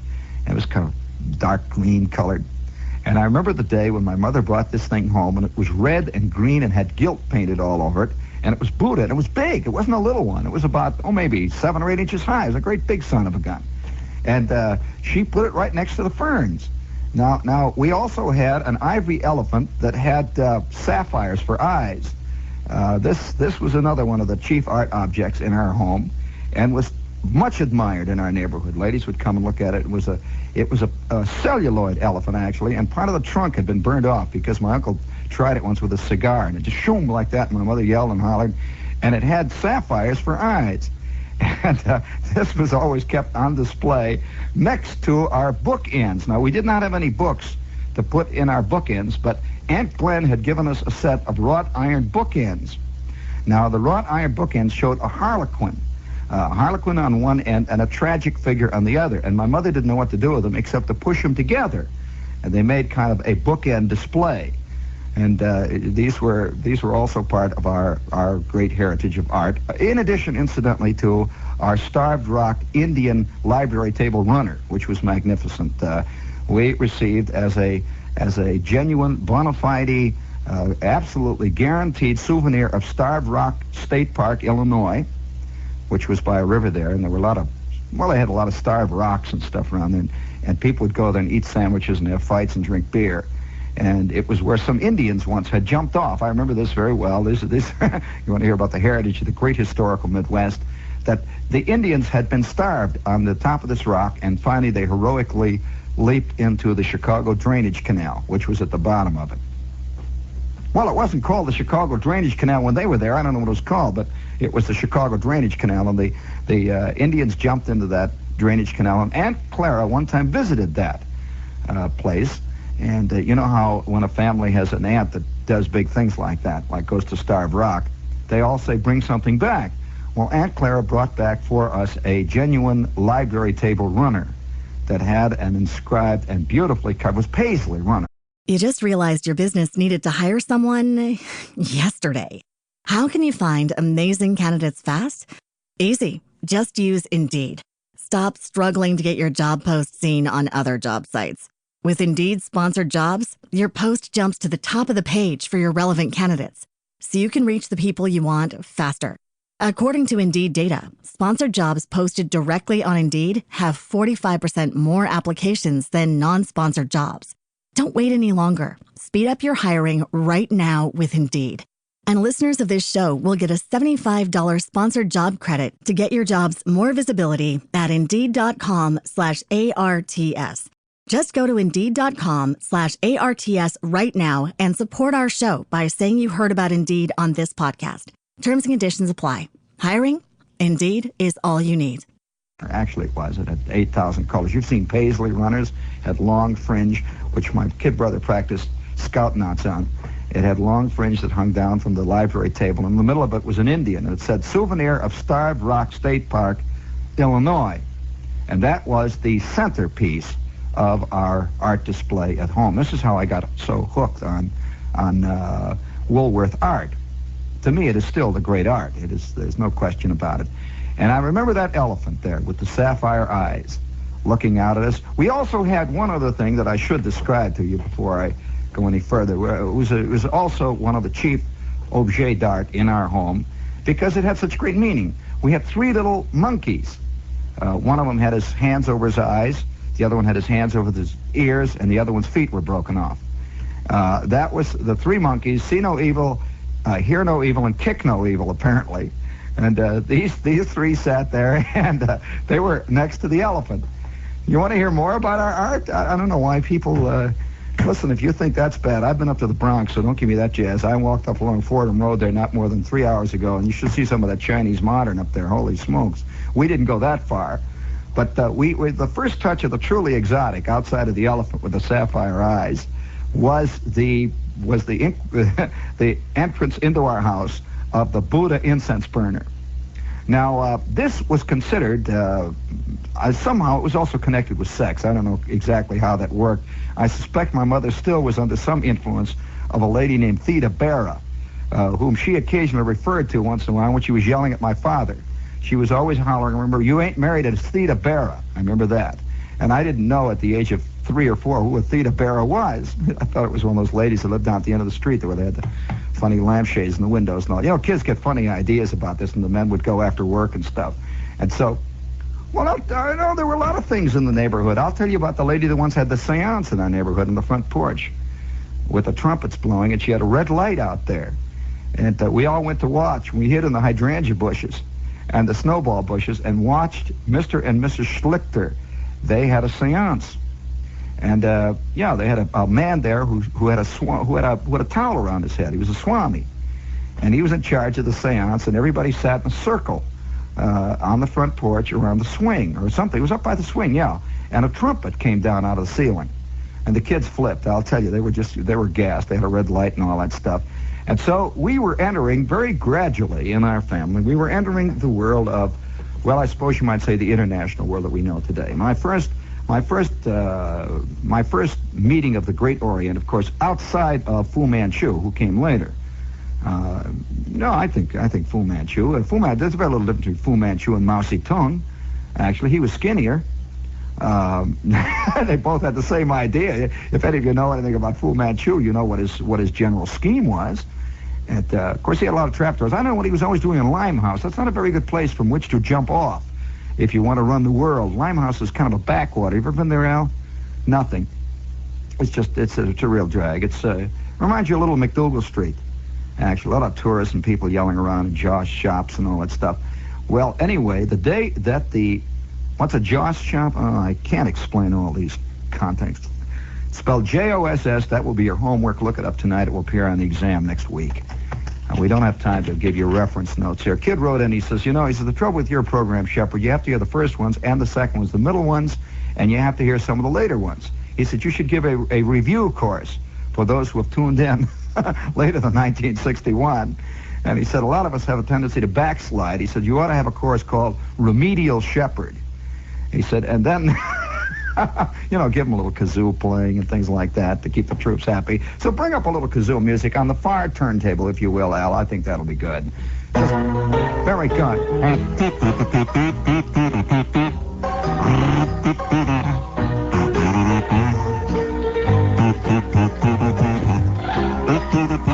Oh, that's Bazoo with a soul.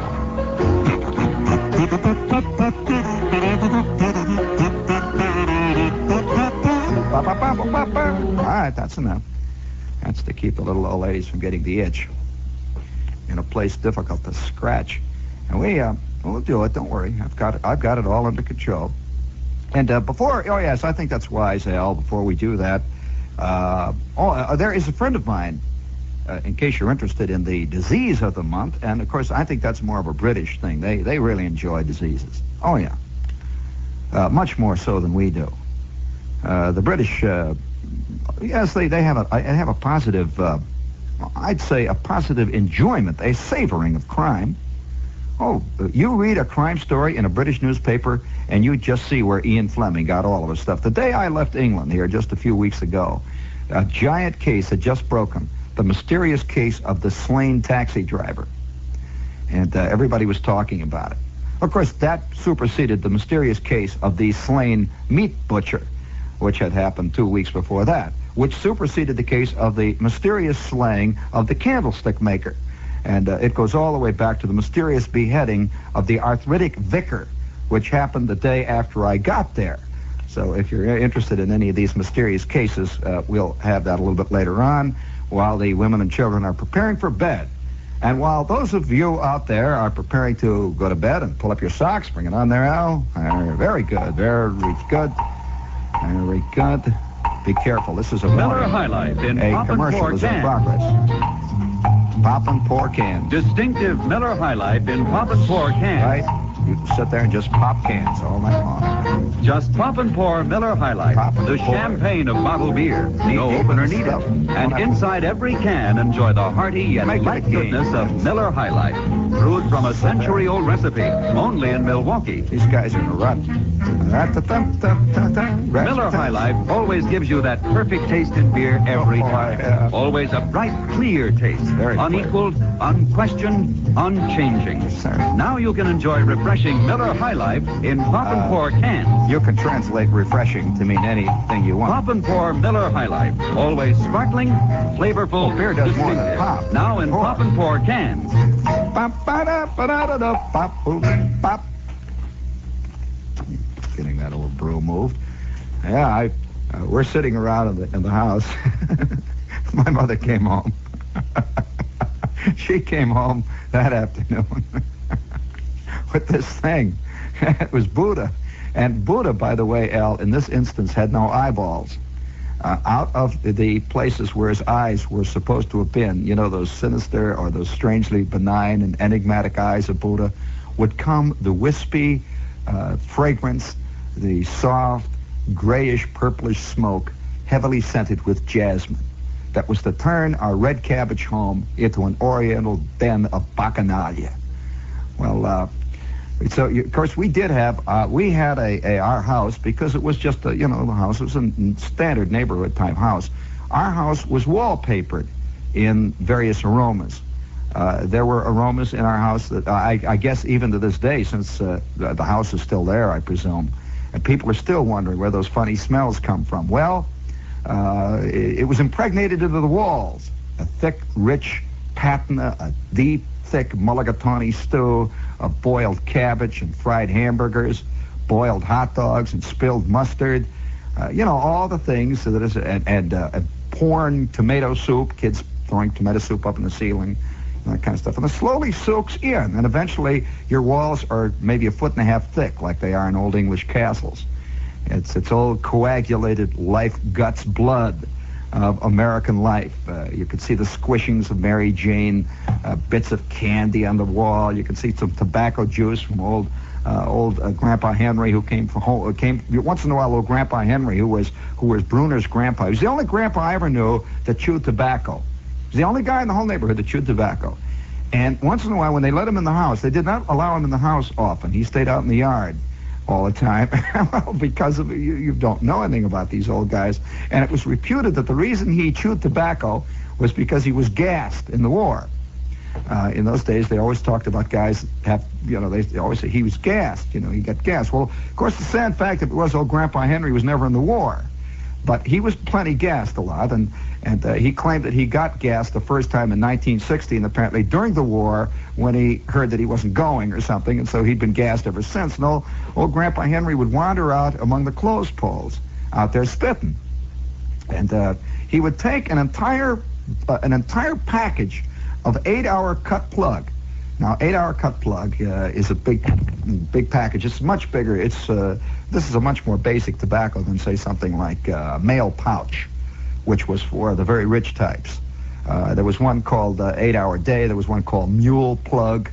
There was another one called Apple Honey Plug, which always sounded great. There was one called Licorice Plug, and there were several others. An old, there was one called Navy Cut, too. I remember it.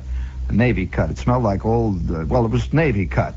And that was a great one. It was a black, glutinous mass. And old Grandpa Henry, I remember him well because Bruner and I would go out about every third day and buy his supply of chewing tobacco. And we would go down to Mattingly's and we'd buy this great big pile of the stuff. It must have cost about 6 cents a piece or something because he always bought a great big stack of them. And Grandpa Henry would just take one of them, rip the top off, and before he would rip it off, he'd go like that. He'd rip the top off and he'd hold this open sack in his hand full of chewing tobacco. And it was a big sack. It was a really big sack. It was about 8 inches high, about 4 inches across, and about 1.5 inches thick. Well, big. It was called 8 Hour cut plug. Now, the reason they called it 8 Hour was because it was supposed to last 8 hours of real chewing. One chew, say, sucking, chewing, and just sticking around in your mouth and slurping and all that, whatever you do with chewing tobacco. And old Grandpa Henry, I remember he tear this off because he was like, you know what is it, a chain smoker? He was a chain chewer. And it was terrible. Some nights at 3 o'clock in the morning, you would hear Grandpa Henry out there next to the garage where he slept. He'd sleep out there with the dog. They had a dog named Spot, and he'd sleep out there. And you'd hear once in a while, in his sleep, he's been refighting an old battle or something, his jaw would go down. And you'd hear, and then old Mr. Bruner would go out there if he wasn't drunk. If he was tanked, Mrs. Bruner would go out, and you'd hear them hitting him on the back. They used a rug beater, and they'd hit him on the back, and then all of a sudden you'd hear, and it would come flying out. You'd hear it land on the driveway. You'd hear, boom! This thing would roll like a big football down the driveway, and he would jump up and run down and get it because he never believed, apparently, in opening a fresh thing of chewing tobacco in the middle of the night. He always figured it would last till morning. And so he would tear the top of this thing off. I just remember ripping the top off, and he would tilt his head back. And of course, we're all watching. The kids are getting, this is a big moment for us because we're all watching him do this. And he would tilt his head back, and then he would go,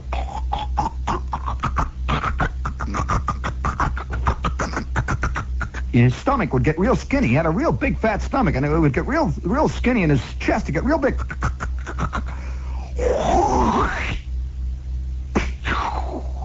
And he would let go with his original chew, the one that he'd had since yesterday.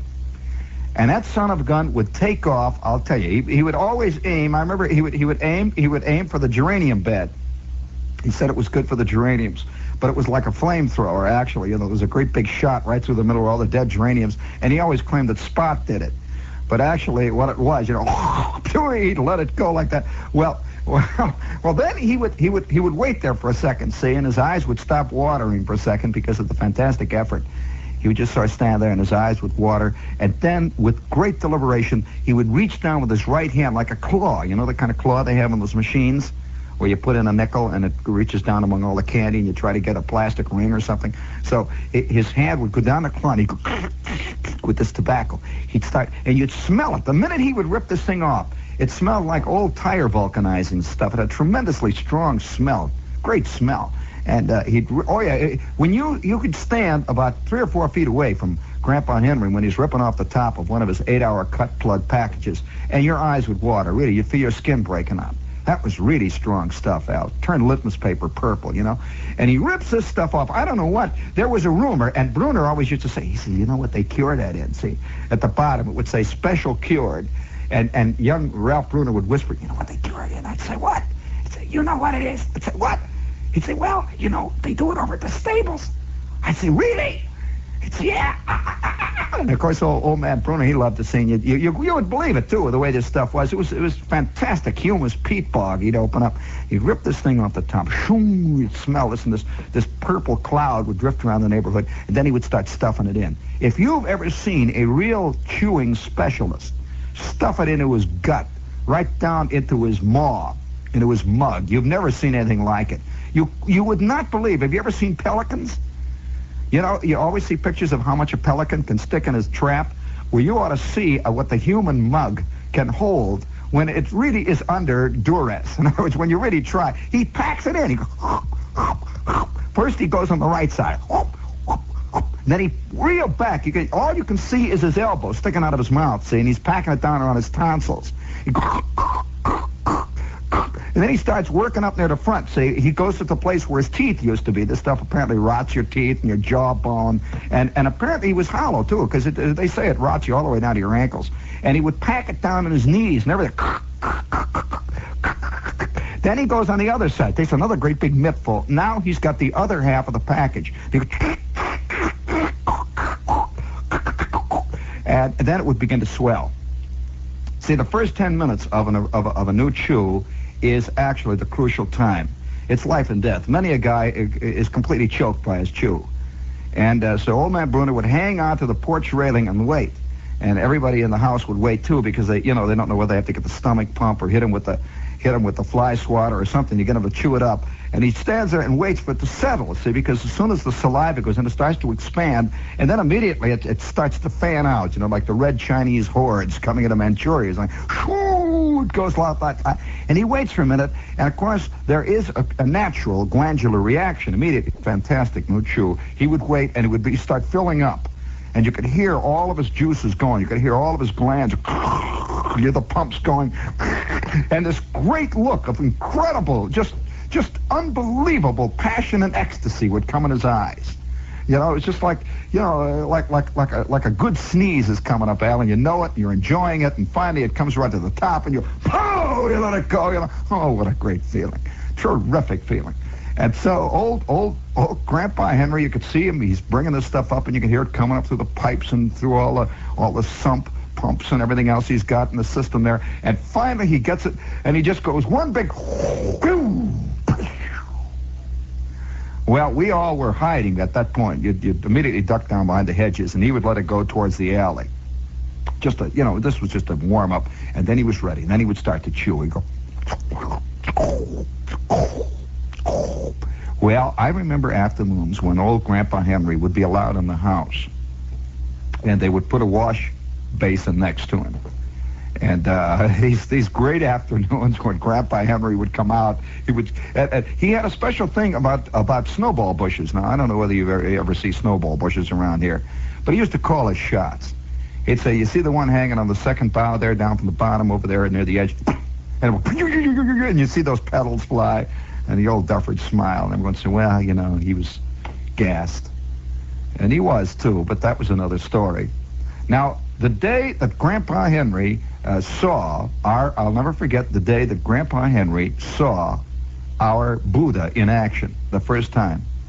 That my mother had this Buddha set up in the dining room, and she had it set up there next to the elephant with the sapphire eyes, and she was going to have a card party. And Grandpa Henry and Mr. Bruner and everybody came in, and they were helping her put the leaves in the tables. They had the big thing with the leaves back and forth and banging. It was always somebody got his hand caught in her yelling and hollering. Well, Grandpa Henry, my mother has this thing all set up, and she's going to play it real big because the ladies are coming over, and you could smell that so fantastic sweet smell of the jasmine mingling with the red cabbage and the gravy of all last year's meatloaves. And all the old Campbell's tomato soup and all that, that jasmine is floating up there. Well, Grandpa Henry is down there trying to get this table together. And he suddenly looks up, and you could see him galvanized. He sees Buddha over there, and Buddha is smoking. He could see smoke coming out of Buddha's eyes. Well, a quick thinker, here's an ex-GI, here's a man who's been in many a war, who's been in many a battle, without even so much as a hesitation. Grandpa Henry just talk about spitting in the eye of God, I'll tell you. Talk about blasphemy.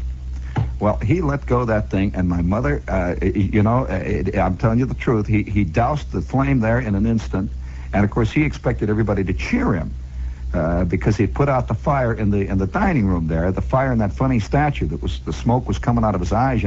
Grandpa Henry was definitely a primitive type man. Well, it hung there for a second, and my mother let out a bellow. It was her last piece of jasmine. That's the only thing that got her. was the last piece of jasmine.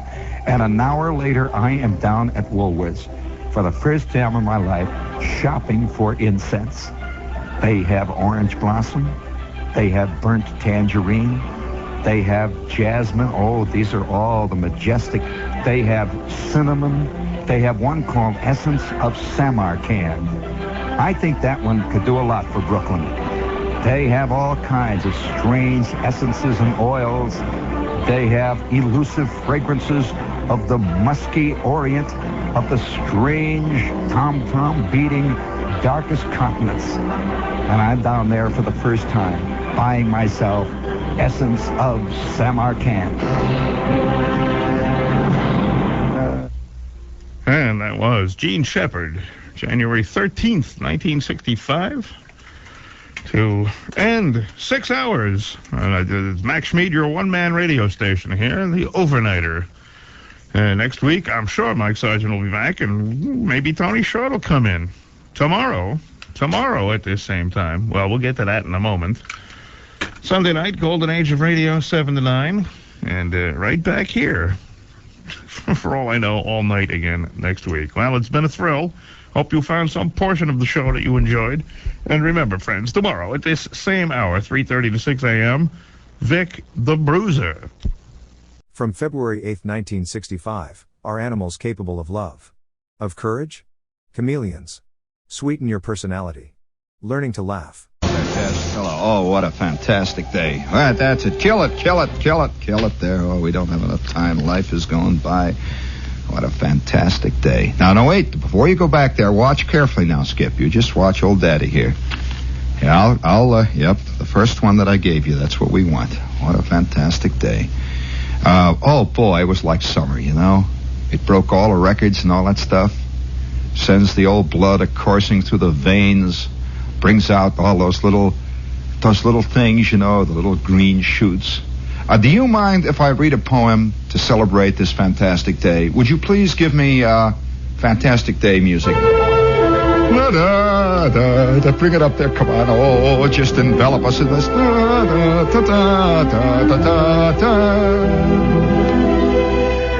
As I awoke this morning, when all sweet things are born, a robin perched upon my sill to signal the coming dawn. The bird was joyful, young and gay, and so sweetly did he sing, the thought of happiness and joy into my heart did bring.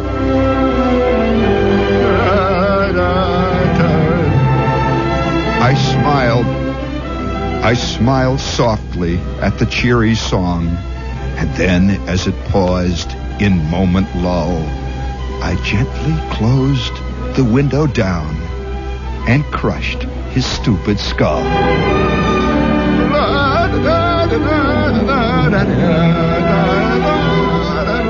Oh, what a poem. Now, I just had to read that to you, you know. It scares the you-know-what out of you. I'll tell you. Every month, I get periodicals from all over the country, all kinds of magazines, Look, Life, Whoopee, Zip, Trick, Wow, all the top magazines of our time. And among other things, I get at least 3 or 4 prison newspapers. And I read them avidly. This is a prison newspaper printed by the inhabitants of and of course it's like any other trade journals. It's all about the trade. I mean, that's all they write about is the jug. Various jug news from various other jugs.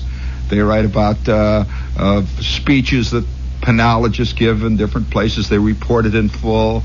They report about what the prison bowling team does. And of course there's a lot of little social notes, you know, little things that are said in the mess hall and various comments that come out of the black hole, or some guys on bread and water, that kind of thing.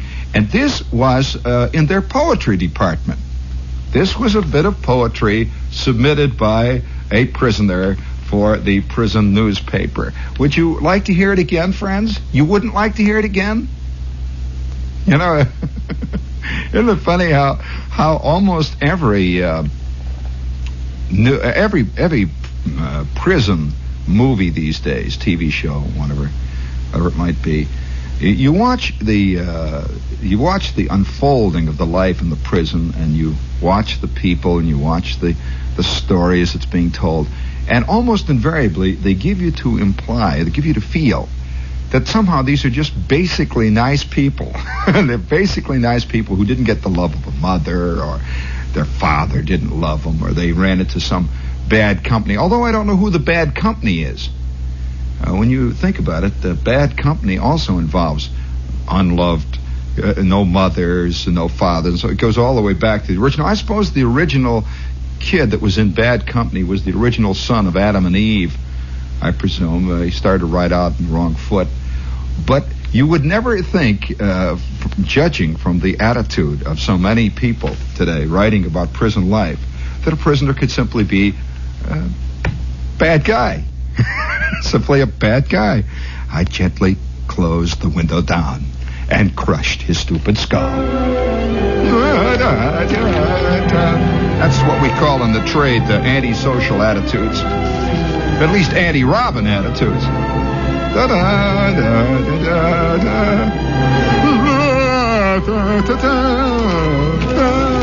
There, it's lovely, isn't it? It's it's Monday, isn't it? Just suddenly occurred to me. It's scary. Everybody's walking on eggs. The feeling that the weekend still holds good. There's just a little taste of it, a little touch of it in the air. In fact, I went with a cab driver the other night. He's giving me his entire philosophy of the week. And it's like on a Tuesday night, see, and I get in the cab and there's nothing stirring. And I say, boy, is it quiet tonight, isn't it? We ride along a little bit for a while. And he's thinking about that. And he says, yeah, it's Tuesday. I said, yeah, that's true, it's Tuesday. Nothing happened. Yeah, but wait till tomorrow. It's a Wednesday tomorrow, you know. They'll start scratching. I says, oh, they start scratching on Wednesday? Yeah, but nothing like Thursday. Oh, boy, then they start really going. Thursday. And then by Friday, they're on the phone. The whole scene starts yelling, fighting, hollering around. Oh, boy. Monday, they just sit. Tuesday, they figure it's no use. But Wednesday, they start scratching. I said, yeah, it is Monday, isn't it? We haven't started to scratch yet. But, of course, there are a lot of ways to scratch in this great hen yard that we live in. How's your pecking order doing, my friends? Have you read much lately about the pecking order? Have you felt that there might be some iniquities in it? In fact, the other night I'm sitting around and somebody's talking about, well, of course, in this society, we should have some kind of way to take care of guys that get in trouble and guys that get mad and so on. I think in this society, it's always called in this society, when animals themselves have pecking orders of unbelievable rigidity. You put 17 hens in a hen yard, and within 5 minutes, you got a boss hen, you got a number 2 hen, you got a number 3 hen, and way down at the bottom is number 17, just scratching. How do you stand in the pecking order, friend? Well, of course, we've come pretty much a long trail. We don't have much worries about that because we've learned how to engineer ourselves, something that none of the other animals have done. Very few bears walk around out in the woods pretending they're giraffes. Very few giraffes walk around trying to pretend they're Kelso. I wonder whether a horse knows he's a horse. You know, I just often thought about that. When a horse is running around a track and he sees all those klutzes yelling, I wonder whether he has any, what he thinks about this. I wonder what a horse thinks about it when a big fat lady gets up on top of it, says, giddy up. Just a little passing observation. I've often wondered about that. When a dog is walking along the street and this lady's got a hold of the little silver chain, you know, dogs running around under the wheels of the cars, doing what dogs do under the wheels of cars, you know. I wonder what the dog thinks. The dog goes back up, and there's the lady standing there, casually looking in the other direction, like she pretends like she's not seeing what's happening. You know, so she stands there. That's always an embarrassing moment for very prissy ladies. when dogs are dogs. And I'm wondering about what animals think about people. Of course, we like to assume they think the same things about us that we think about them. You see this running through all kinds of radio shows and television shows. Lassie somehow is also building the superhighway. I saw a Lassie chapter and I couldn't believe it. It was like the engineers kept consulting with Lassie on whether or not they should have 20 foot. Yeah, they were always building this road, and they'd cut to Lassie all the time. You see the guy saying, "All right, Charlie, get them bulldozers over here now. We're going to start on the shoulders here. All right, let's go. Here's the blueprints. We got a 17-foot... The bulldozers go. Then we cut to Lassie, and Lassie's nodding approvingly. They were crying out loud. I mean, I wonder if Lassie has got the Howard Johnson concession that they're about to put on this superhighway. No, there is this feeling. People say, "Oh, well, old Charlie, my dog. Charlie likes to ride in the car." Does Charlie know Charlie's riding in a car? Oh, yeah, you think he does, huh? Charlie knows about cars, huh? Well, I don't know. It took us 18 million years to come to the point where we understood what a car was. A lot of people still don't. But Charlie knows, the old dog, huh? Or does he think the scenery's going past him? Now, this is quite conceivable. Is he aware that he is in a vehicle that's moving? Or does he just think there's something unreeling? Does he even recognize it as the scenery? Or does it just seem to be some big blur moving thing out there? And anything that's moving fascinates him, Of course, many animals are fascinated by just a plain movement, any kind of a movement. A dog, you move fast, the dog will be interested in it. Now, is he interested in riding because he sees a lot of movement out there? Is that what it is?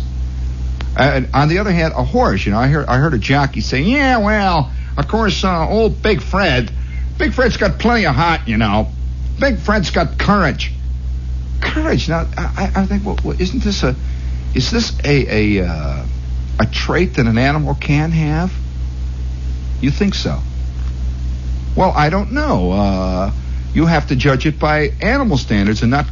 I think it would be more courageous for a horse not to run than to run, because everybody wants it to run. They're out there, they're hitting it and yelling, and they sit on the top and say, "Giddy up." Well, maybe they're talking about obedience. No, you think it's courage.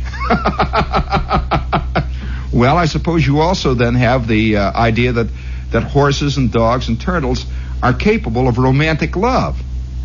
You don't think so? Oh, well, 97.9% of the kennel ration users believe that. Oh, sure they do. Well, if a dog is not capable of love, then how can it be capable of courage? Because courage is a form of love. Yeah, it really is when you think very carefully and long and hard and philosophically about it. Courage and love are very closely allied. And you say that they're capable of courage but not love. Now, be careful. Be careful. Now, is a horse or an animal of any kind capable of then, let us say, cowardice? Oh, you think they are? You mean because they run away? Is that cowardice? No. Yeah, you mean because they don't run fast when the others are running past it? That's cowardice? Maybe he doesn't see the sense in running. Could it be that he just sees the basic ridiculousness of trying to make life better for the $2 cheapies sitting on the stands there at the... Do you think a horse has a concept at all of winning, of beating the other horses to the around there to the other thing there? You really do? You think that? That's curious. I don't know about that. That's something that I don't think has ever satisfactorily been argued out. Now, is the cat... A lot of people think, a cat is too intelligent to be obedient. I've heard that said many times. Oh, well, cats are just so fantastic. That's the reason why cats, you can never housebreak them or anything else, is because they're just too intelligent.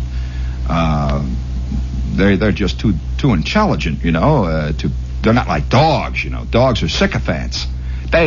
Why, many a time you come into the house and the dog jumps up and puts his arms around your knees and hangs out to you and wets all over your shoes and squeaks and yells and holy smokes. No cat ever does that. Oh, no. And they'll say, well, that shows that cats are better. Well, maybe it just shows that cats are dumber. You know, cats just can't learn to tell their owner from anybody. You know, they could very quite possibly be. Did you see that wild scene on television the other day?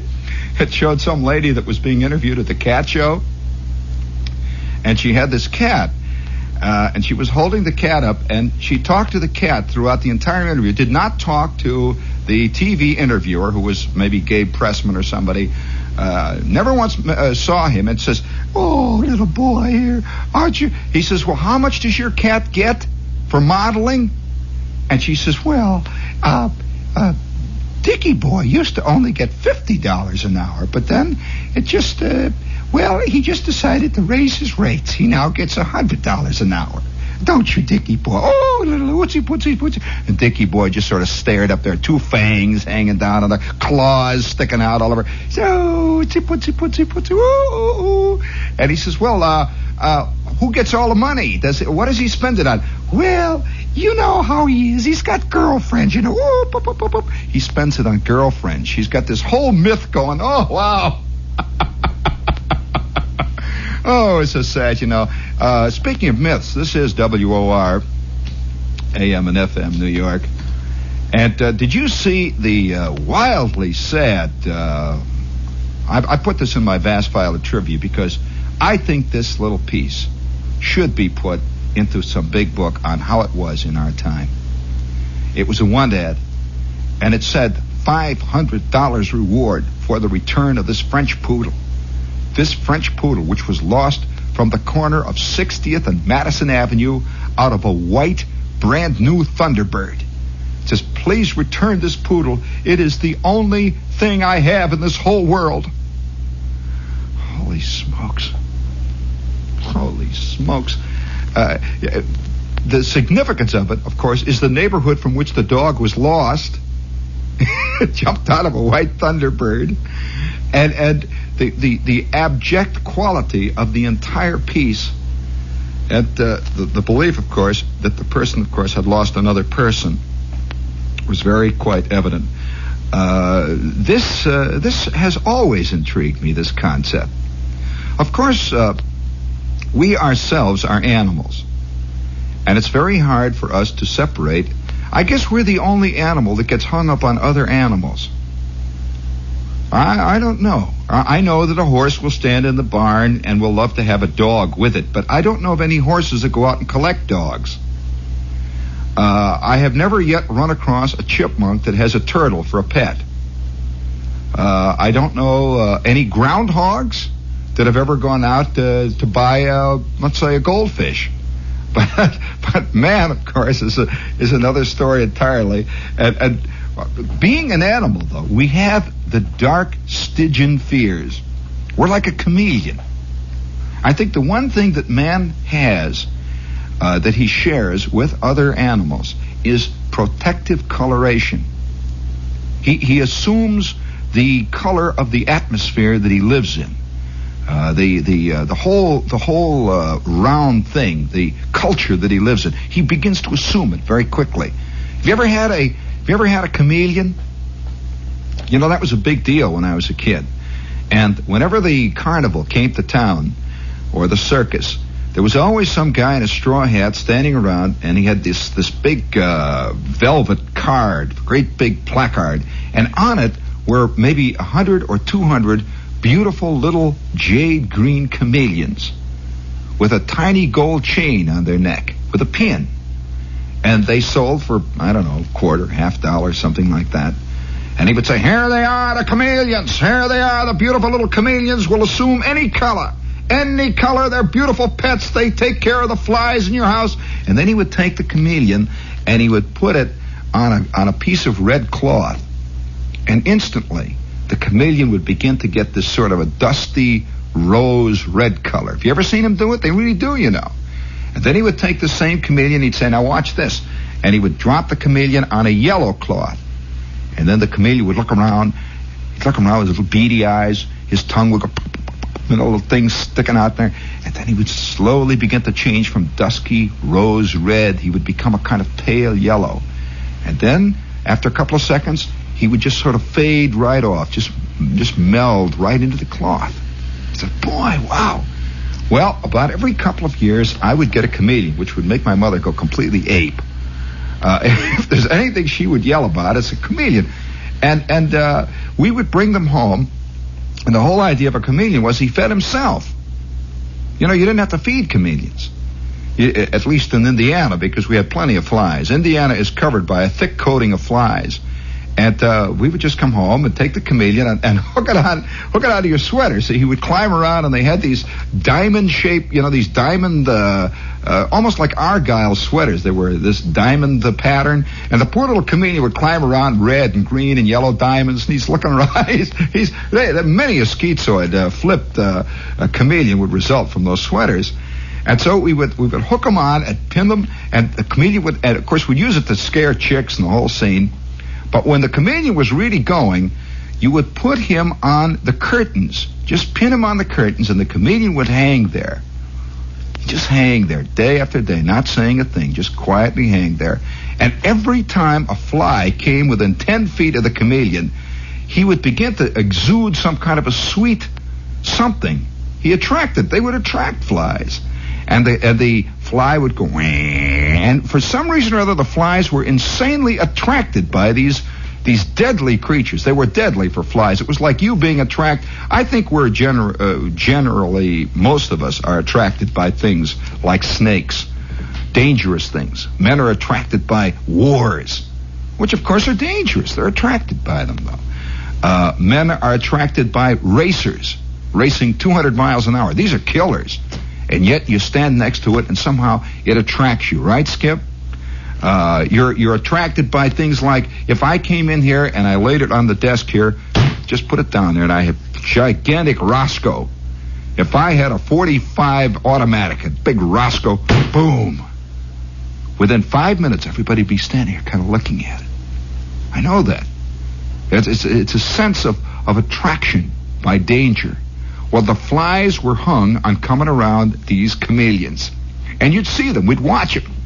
I'd sit on the couch. My kid brother would sit down there on the floor, and you'd see these flies come around. And that chameleon's just sitting there, silently. Doesn't move. Kind of raised up. They have these little claws, and he's kind of raised up. They're beautiful. They're like a little jewel.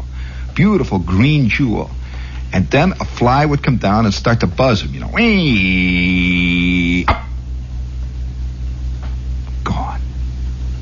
Just like that. You couldn't even, he was so fast you couldn't see him do it. Just like something flick of an eyebrow or something. Just, and then there'd be silence. And then you'd hear, another one is coming in now. You see another guy, he's coming.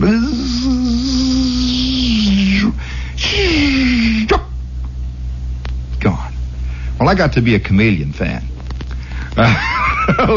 Little did I know that I was looking at a foretaste of life to be. That we're living in a world of chameleons who are not only very quick with the fly catching scene, but are also adept at changing colors. This is what's known as conformity. People say conformity. Well, wherever you go in any given society, you go down to 14th Street, you hang around down to the Village, and if you're wearing uptown clothes, you begin to feel like you're totally conspicuous. You're out of the whole, you're out of it. And gradually, if you go downtown enough, you will assume the coloration of down there. On the other hand, if a guy lives in the world, I have a friend who has a whole set of different outfits. Yes, he's got a whole closet full of uptown outfits, west side outfits. Yeah, he's got a west side suit. It's got big wide lapels and sharp jazzy chains hanging all over. He's got a west side suit. And he's got an east side suit. It's a little skinny black, charcoal black Italian silk suit, a skinny one with little skinny ties, a little skinny shirt, little skinny shoes. That's his east side suit. And then, of course, he's got his downtown hippie suit. And that's a Mexican serape with stirrups. And it has the whole scene. And he's got these shoes, sandals made out of tires. Big straps that come around and hang out to his kneecaps, and he walks around. He's got a little folding guitar, and that's his downtown suit. I'm not putting it on. He really is. And one time I'm walking. He gets in Midtown, you see, and he's got a little confusion there.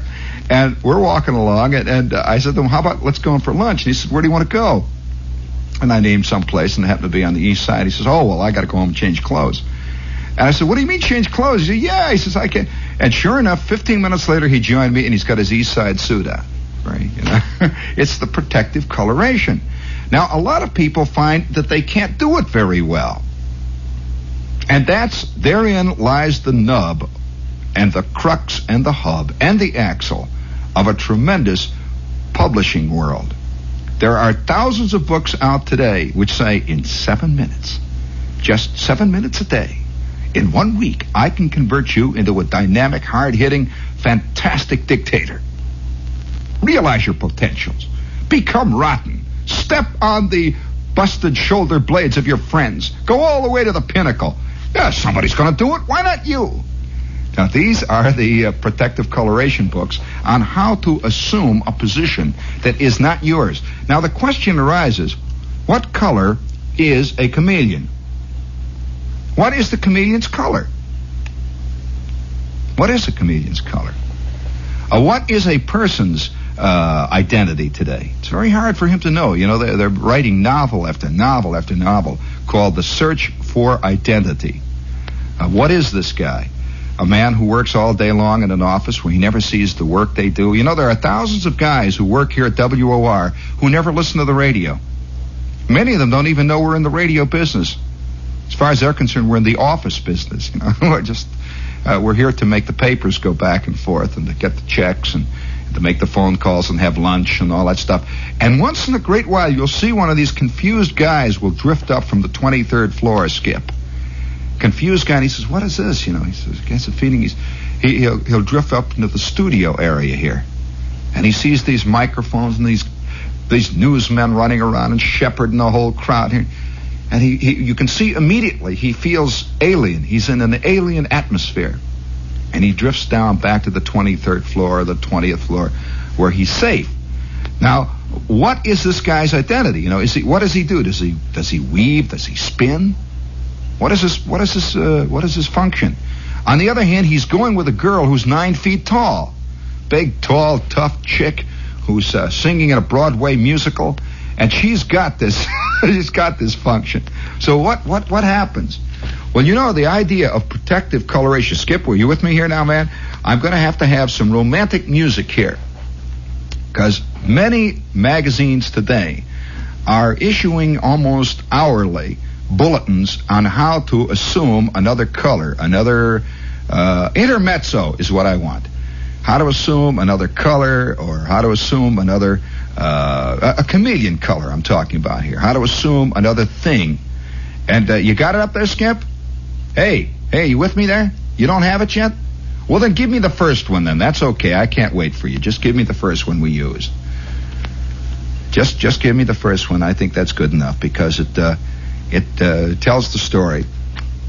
Now, oh, no, not yet. No, never give it to me till I give you the cue. No. Don't just whip it in there. All set up in there now? All right, now. Now, the question is here before the house. I'm going to put this away in my vast file of trivia so they know how we became what we are.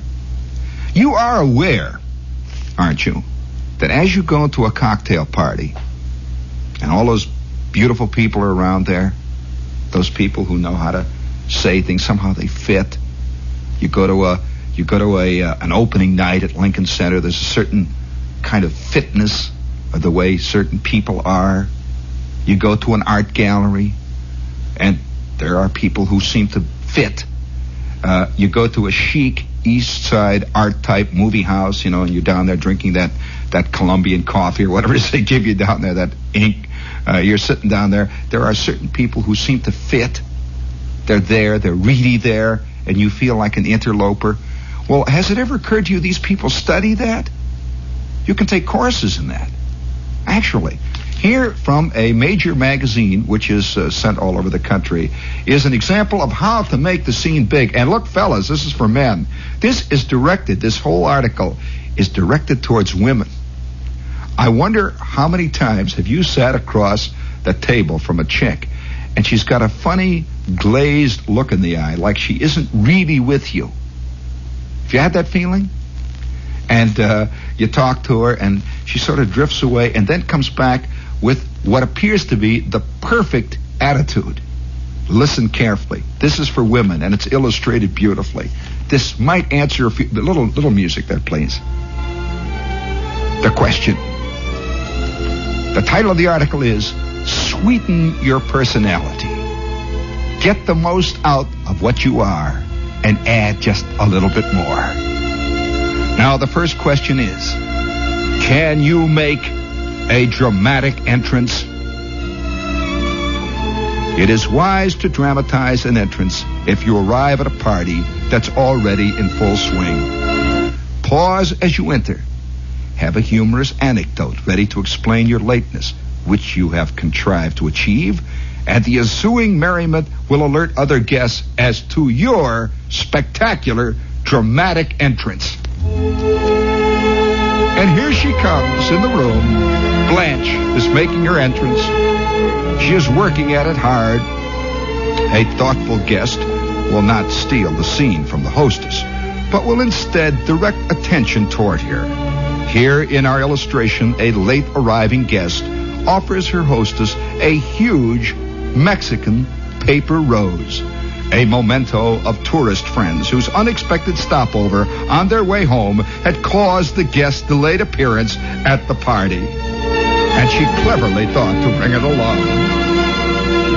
Yes.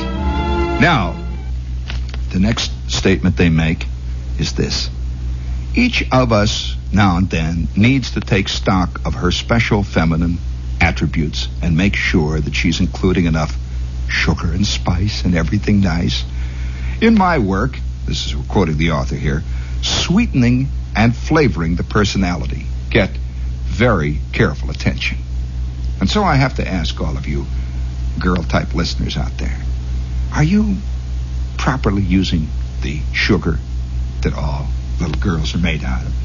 Are you using the spice that we all know little girls are made out of? Well, now, here's another suggestion from the world of showbiz, how to convert yourself into a total phonus balonus in 17 minutes of hard work every day. Have you explored, this is a great question, have you explored the sweet use of pet names? Yes, a pet name makes another person feel that he or she has a special place in your life and thoughts. So think up large numbers of extra clever pet names. Those students I like best, I term my petty pies. And each member of the Petty Pie League sooner or later gets his or her own special pet name.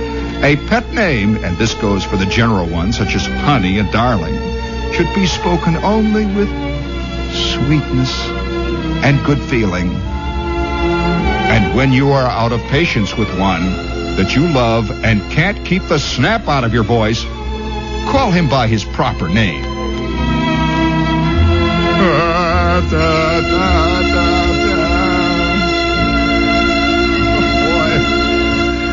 Yes, work on a good list of pet names, friends.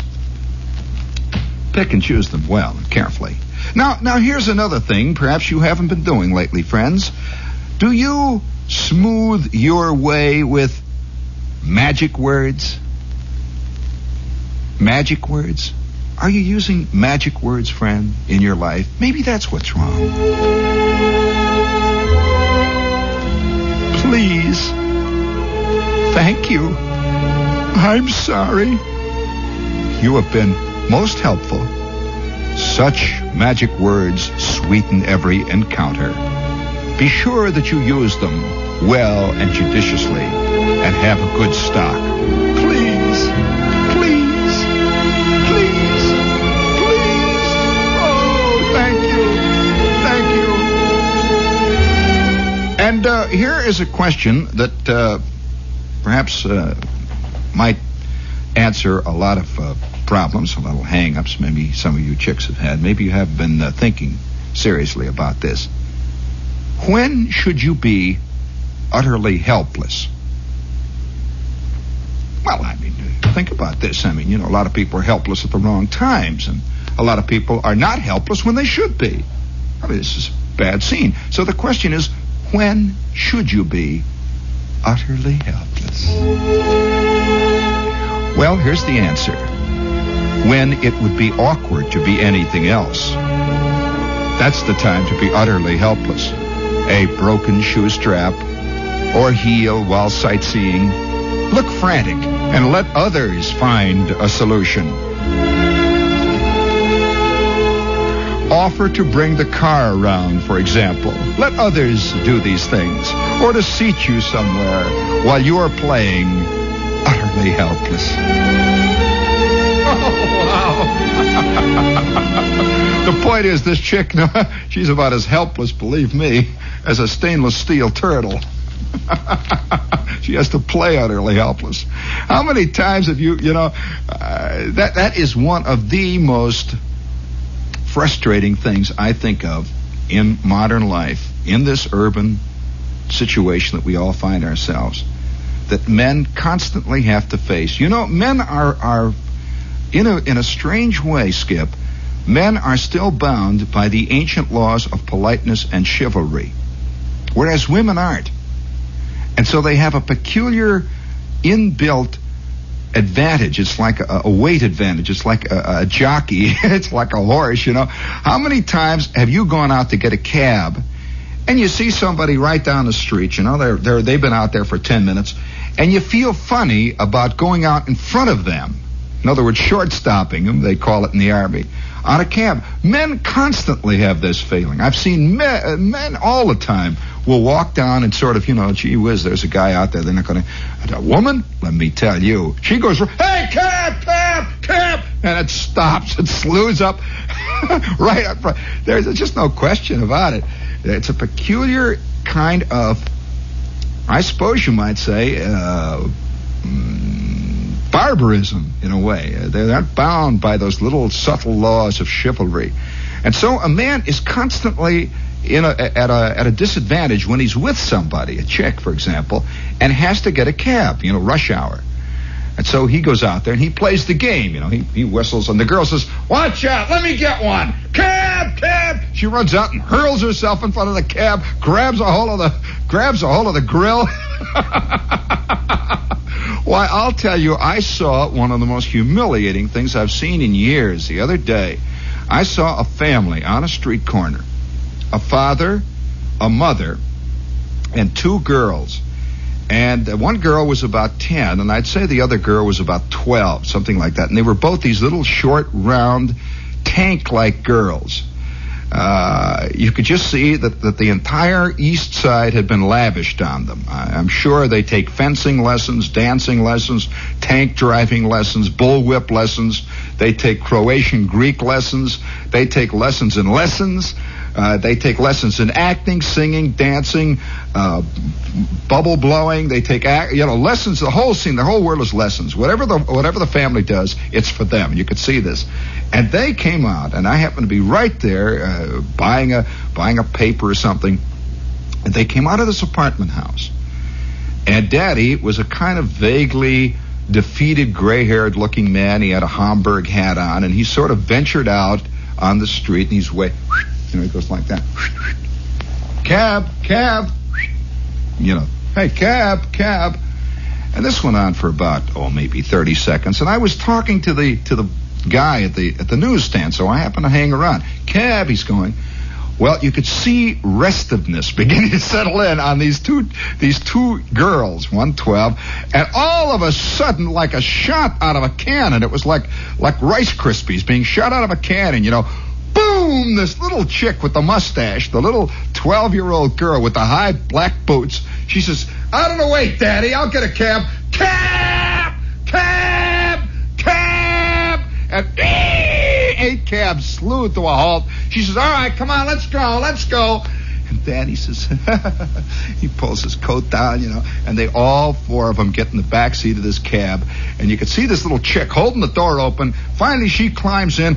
Boom! She says, 85th and Mad. Whoop! Away the cab goes. Oh, man, And I thought, holy smokes, that utterly helpless bit. And I can see this little girl reading this piece on when to be utterly helpless. She's about as helpless as a cobra in heat. Let's see what we got here. Oh, here I think is kind of a nice one. I mean, a lot of people are very sloppy in what might be called natural emotions. Very sloppy. For example, how are you at crying? When you cry, what do? Do you go, ah? I mean, in other words, do you screw your face all up and become terribly ugly and just look rotten when you cry? Well, why don't you work on crying? Why don't you spend a little time working on it? Stand in front of the mirror and cry a little bit and see whether or not you're a good crier.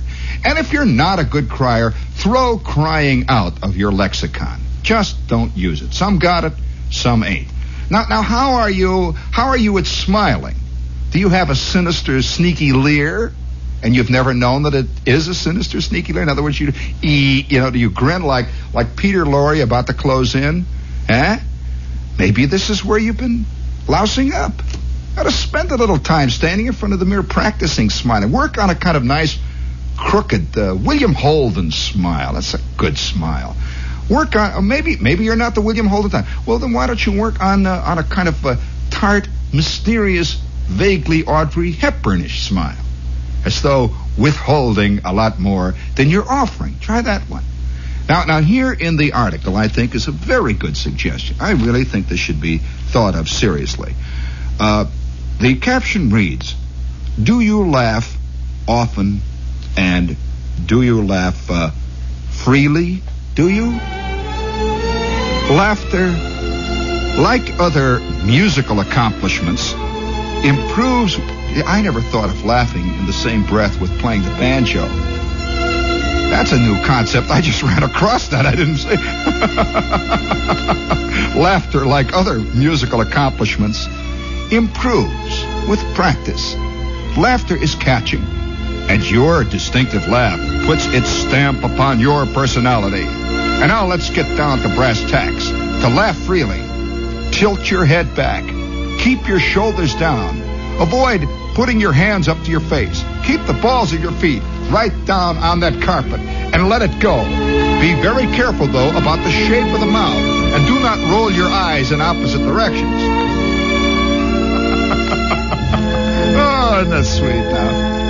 Well, I may be going out with a chick who's been practicing laughing.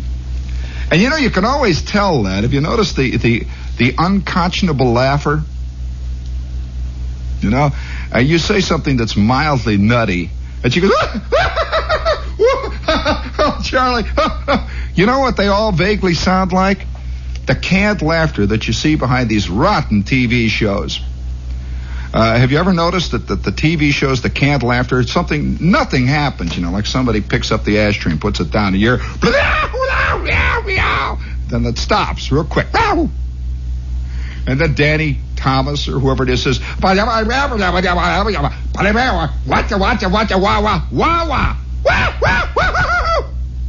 cut.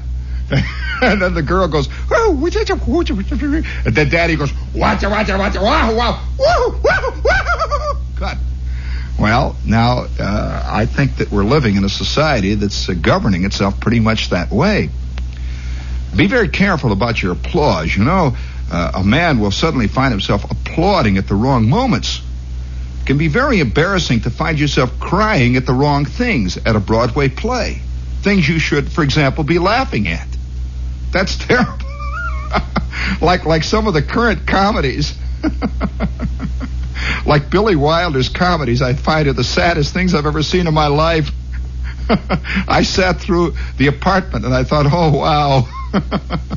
I sat through an entire 14-reel showing of Irma La Douce and didn't laugh once.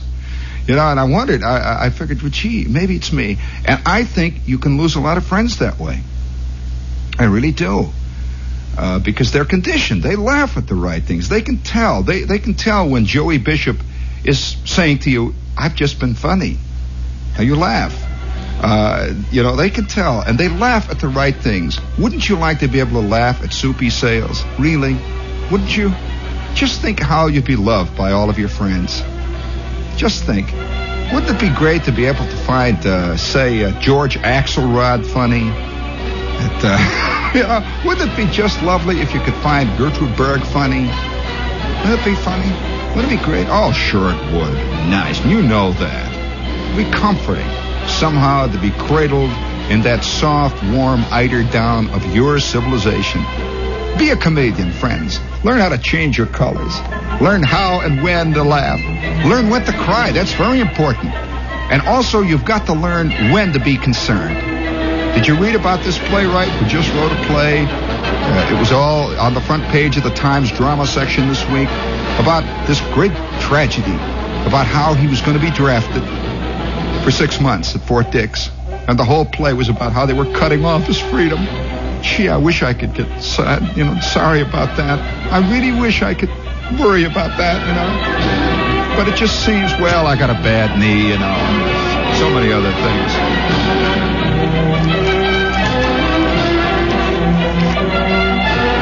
From February 26, 1965, music to go over the cliff by Free Horse Manure. Pulling a Roscoe. Covington, Kentucky, a robbery at the diner. The opening theme music is upcut. It's gonna happen. I'm telling you. If you don't quit fooling around, it's gonna catch up with you. If you don't quit pushing your luck, it's gonna reach right out of the privet hedges and grab you. Why do you know what? Yes, if you don't stop pushing your luck, it's just gonna reach out and grab you. About 10 minutes ago, I'm walking through Times Square under that fantastic sign that says the Bible in CinemaScope, widescreen, ultrascope, errata color. It's spread out all across the sky there, and the lights are lighting up. And in the middle of it all, there's a guy walking right down the sidewalk there with 16,000 people. And of course, you know what Times Square is like, What was walking up and down. Anyway, he's walking down Times Square, and he's got a big sign. Holding it up, it's about 15 stories high, it looks like. It's got a big high pole, and on the top of the sign simply says, "Sin now, pay later." Which I kind of think puts it in sort of a nutshell. That's not a bad idea. I wonder where it is. There must be some place where you can put it all on credit. Sign for the whole shebang, as we go marching towards the edge of the cliff. If you were to select music to go over the cliff by, music to go into the abyss with, alongside the whole crowd, entire mankind is with you. Bring it up there, man.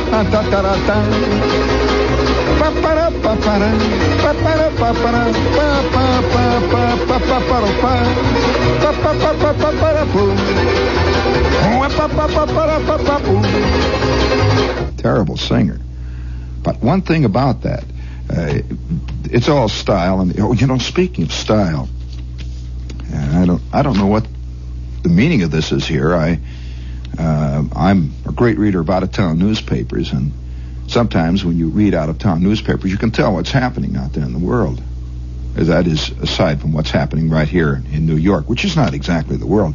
Here's one from Hunterdon County Democrat, which is in New Jersey, Flemington, New Jersey. It's a want ad. It said, "Free horse manure, basket or truck, rich from registered Arabian horses." I guess that's the best kind. I don't know.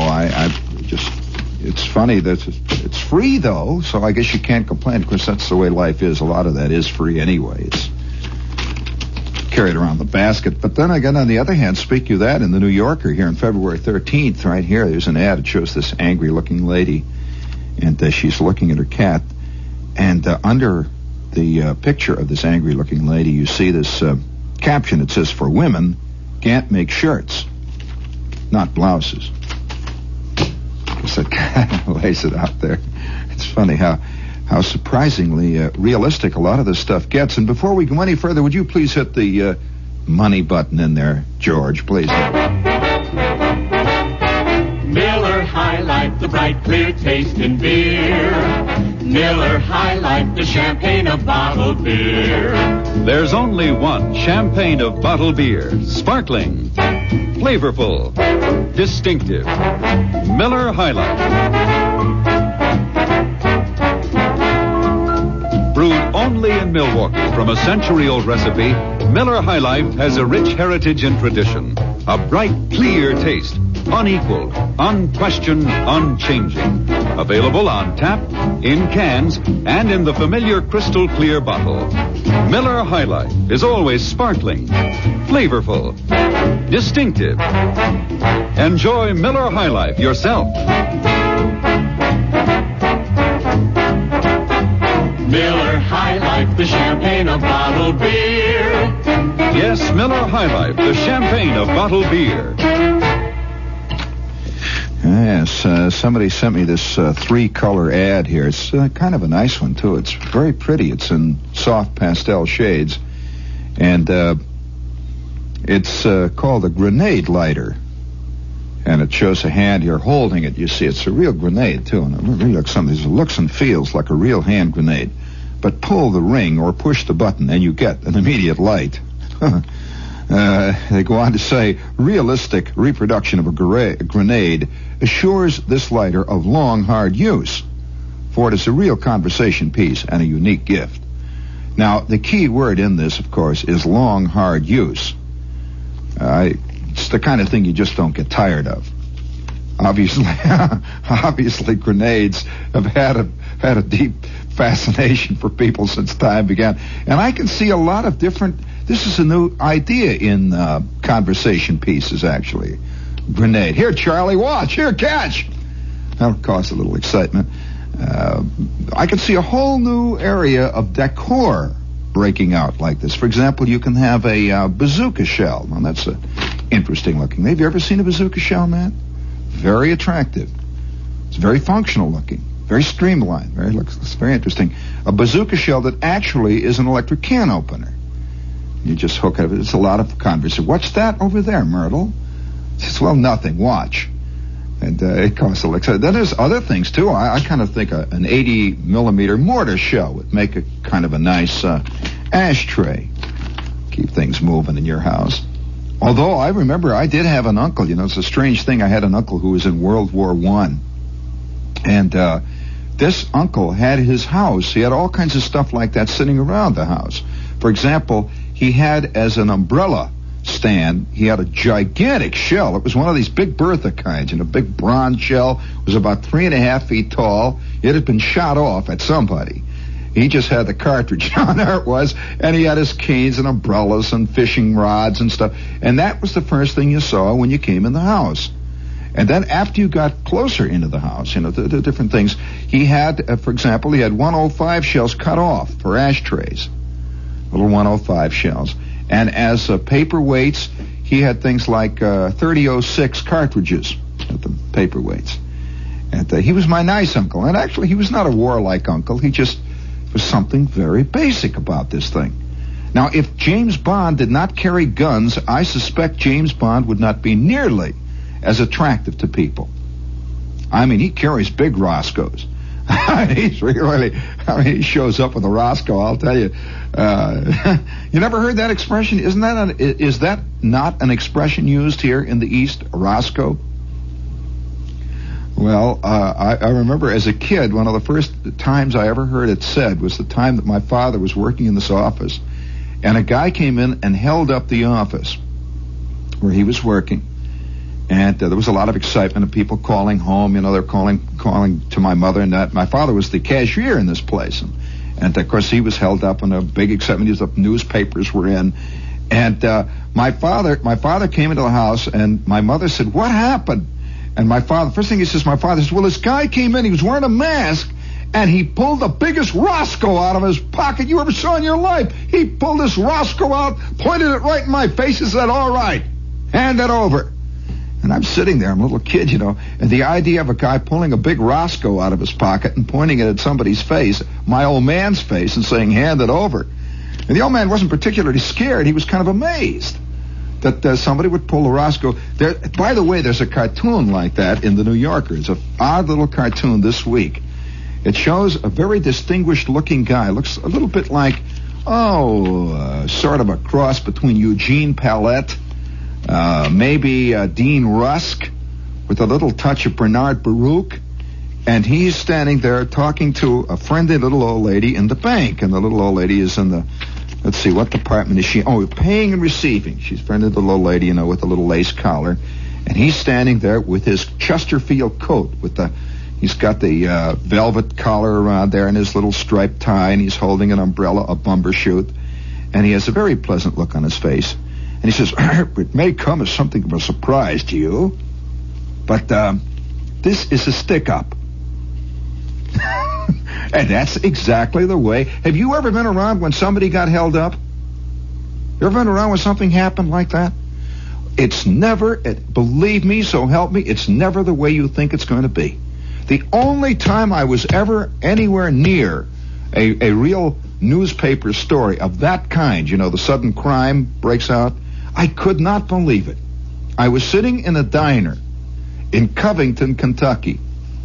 Diner, there we are. It's 2 o'clock. Well, that's already we got something going. Everybody said, what the devil are you doing in Covington, Kentucky? That's another story. But that's a whole can of peas we won't even open up now. We might as well hit the money button before we get into this. Stick around. I'll tell you what happened in the diner. Hit it. Hello. Hello, is this Klopman's Grocery? Oh, yes, ma'am. It doesn't sound like Klopman. Well, Mr. Klopman's waiting on a customer. I'm not a customer? Oh, yes, ma'am. He'll be right here. Who has time to wait for Klopman? You write down my order. I want 2 pounds of sausage and 2 pounds of Park's famous flavor sausage, okay? What Park's? I didn't say Park's. Well, you want the best. I'll wait for Klopman. Only Park's famous flavor sausage has such an extravagant blend of spices and seasonings, such quality. Listen. Bring home the sausage, be a hero. Yes, bring home the sausage, Parks. Sausage to win ya, sausage that's braver. Up from Virginia, Parks famous flavor. Bring home more Parks sausages, Mom. Listen, you got such a great product. Why are you standing in a little corner grocery store singing on the telephone to a middle-aged housewife? We love you. Oh, man. Let's see. Speaking of middle-aged housewives, this is WOR AM at FM New York. And we'll be here for a while. We don't have any more of those, do we? Oh, yes, indeed, we do. We have American heritage here. I'm going to tell you something that's, I suppose, kind of embarrassing. I shouldn't tell it to you. That I have American heritage going back to its first issue when it was a thin, very thin little magazine that, as a matter of fact, was not hardcover and nobody knew anything about it. And how I got it, how I got it was that in itself is an embarrassing thing. A friend of mine was taken by these people that come around and knock on your door and they say they're working their way through medical school, and if they can only get 4 more subscriptions, they will go over the top and they will become famous and become a neurosurgeon or something like that, and they come around. Well, he was taken and he felt sorry for this guy, so he bought about 9 different magazines. And he decided what he was going to do was to give him as gifts instead of getting him. He doesn't read, he's illiterate and all that. So he just racked out with the $75. And by George, all of a sudden, I started to get this peculiar magazine. And it was the number 1 issue, number 1 copy, the very first time that American Heritage came out. It was totally unknown. And for a long time, I was reading this thing and digging it. I kind of enjoy that. It's funny how many people. The other night we did this show about George Washington. All these people wrote me books about how I could read a book, and it says you read this book and it'll tell you how Washington was, and you read this book and it'll tell you how Jefferson was. And I say bourgeois. I have known many a person that has been written about. I have known a lot of people in my life who've been written up in the paper, who have been written up in contemporary accounts. In fact, it's funny, I knew Malcolm X. I might as well tell you that. I knew Malcolm X, but he does not come out in any of the interviews or the paper accounts that I've read about him. He just isn't the way he's described, the way the newspapers describe him. And that is in person, when you're sitting down having a cup of coffee with Malcolm X. I have known other people who have been written up in newspapers, and they never are, and even in very serious books. In short, I don't believe the written account of a person can ever quite capture that person. And so I still wonder how George Washington really was. when he's putting his teeth in the morning. You know? Putting on his socks. He's got to go off to another hard day in the revolution. He's sitting in his tent. Well, of course, he had a lot of hard days in the revolution. He's sitting in his tent, you know. It's about the second or third year of the revolution. The snow is up to the roof. And he's sitting in his tent, and they've been chased all over New Jersey, you know, and it looks like things are going from bad to worse, and now they're going even from worse to worser.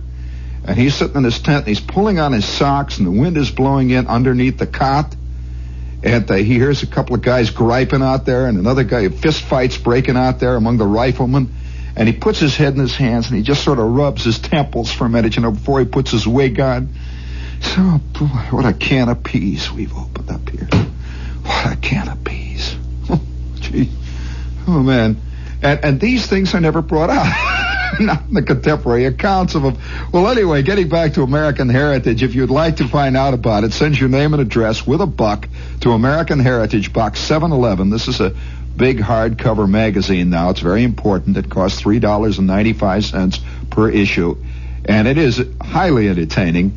And if you'd like to try it, send your name and address with $1 to American Heritage, Box 711, Great Neck, New York.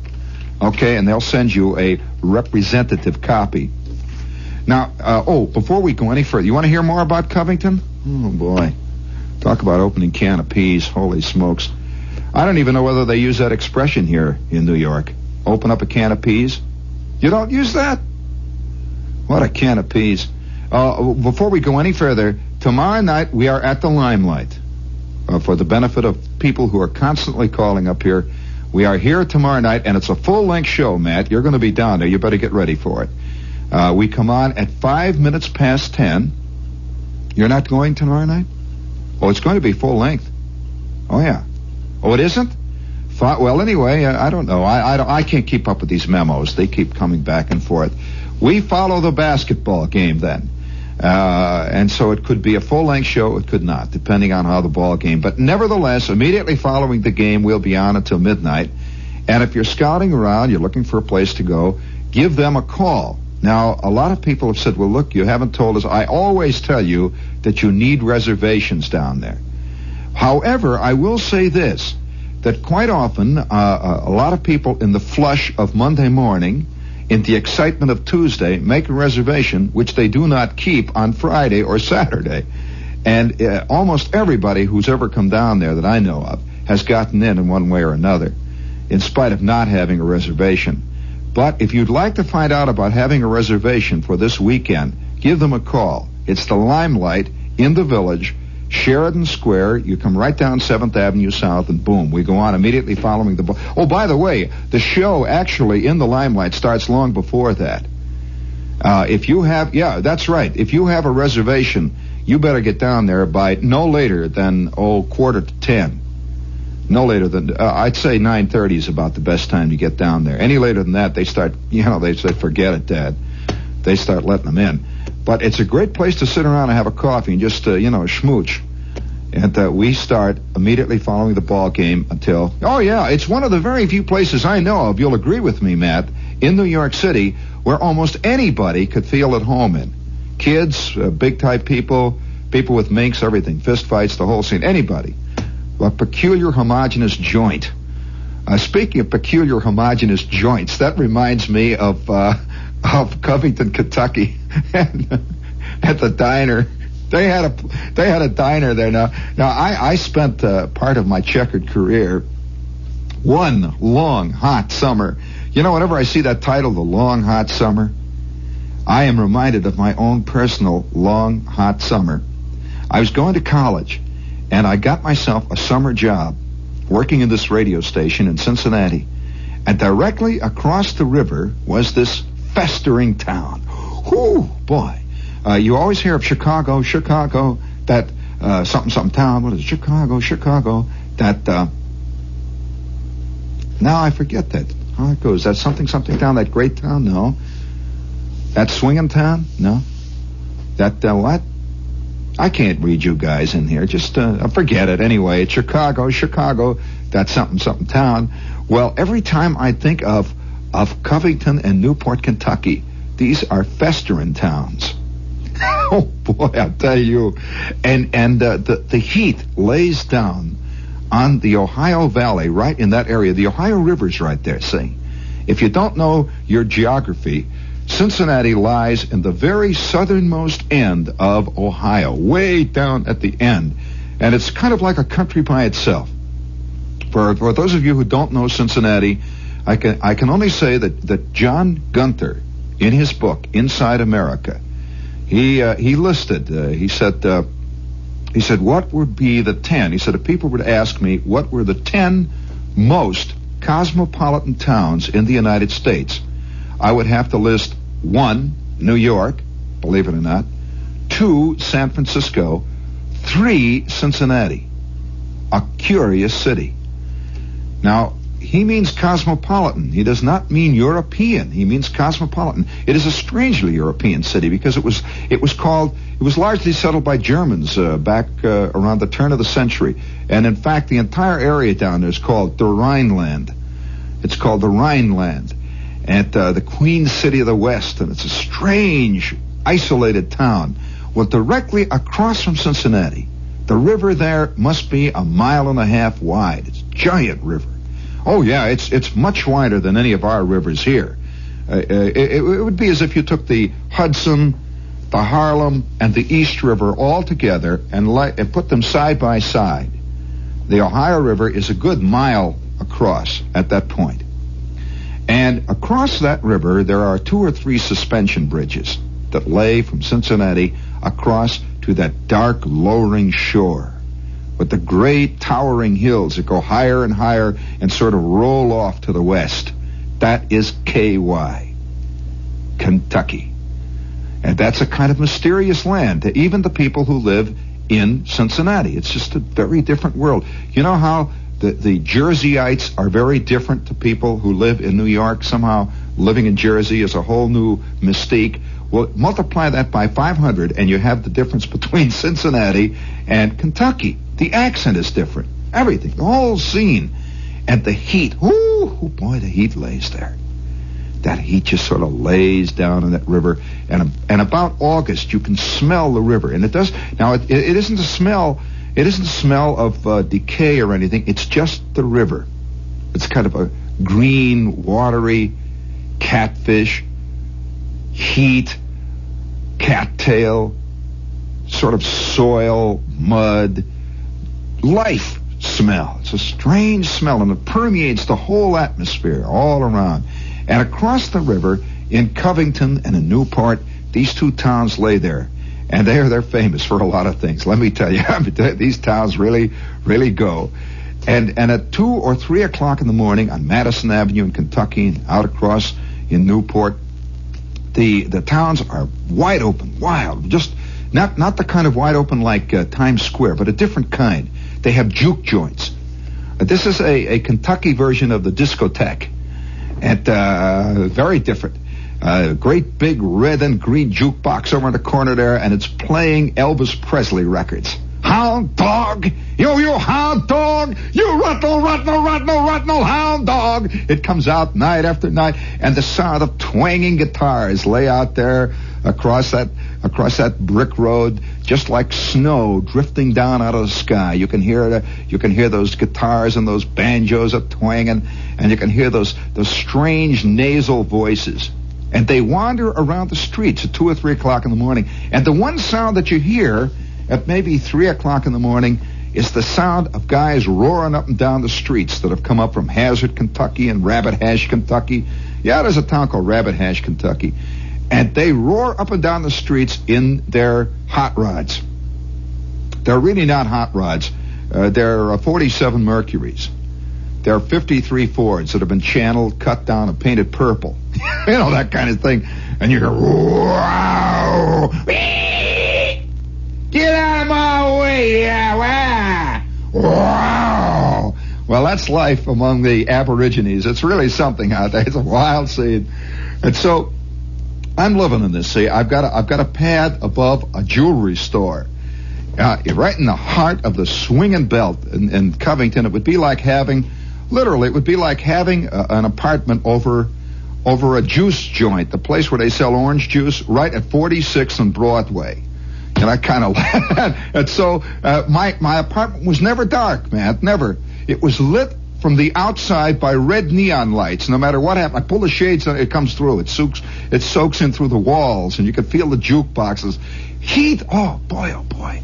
It's like 170 degrees all the time in there, and I could smell the catfish. I could smell the catfish in the river, and I could smell the water going past. You could literally smell it and feel it. And once in a while, out on the riverboat would go by. I don't know whether any of you have ever heard the sound of a stern wheeler going past a block and a half from your house with the calliope going. It is a wild sound. And yeah, you can hear it drifting at 2 o'clock in the morning. You hear boop, boop, boop, boop, boop, boop, boop, boop, boop, boop, boop, boop, boop, boop. That would be when it was on its trip out. And then when it's coming back, the calliope is turned off, and all you hear is chook, chook, chook, chook, chook, chook, chook, chook, chook, chook, chook. That's the way a paddle wheeler sounds from a block away. Chook, chook, chook, chook, chook, chook, chook, chook, chook, chook, chook, chook, chook, chook. And she drifts into the landing down there. And then, boop, boop. And that's it, silence. Well, about a half a block down the street from me was the Wheel Inn Diner. How about that for a name? The Wheel Inn Diner. And it had a great big neon wheel that reached up about 75 feet in the air, like a truck wheel. And it was one of those that spun around and go wheelin', it would say, in green, wheelin', big red wheel. And then it would be a big arrow that cut right across it, said, eat. And all the time it's pointing, wheelin'. Well, every night about 2 o'clock, 3 o'clock in the morning, I couldn't sleep in this sweat box I lived in.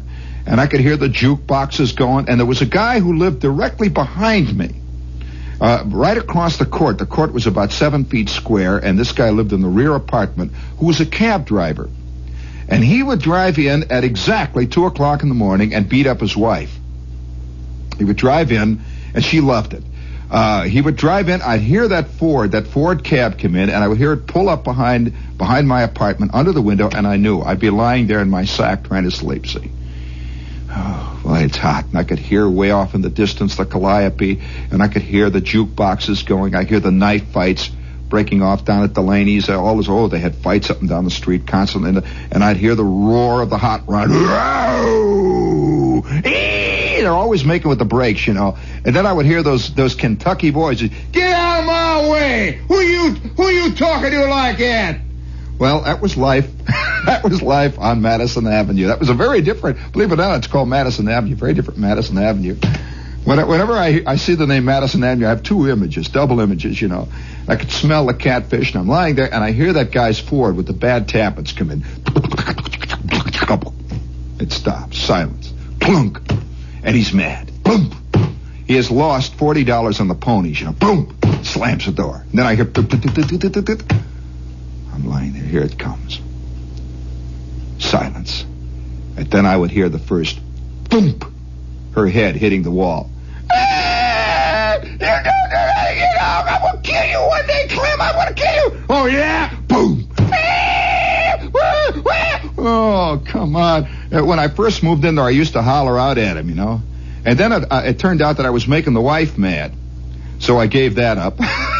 So that was the way it was. All right, now you got the picture. Well, every night when I found I couldn't sleep, which was every night about 2:30, I would get up. And remember, I had a radio program at 5 a.m. So I would get up and I would walk down onto that brick road, and I would see the purple Fords going past and hear the yelling and the hollering and the guitars crunching over other guys' heads, and I could hear the knives going into ribs. And I would walk down to the middle of the next block to the Wheel Inn Diner.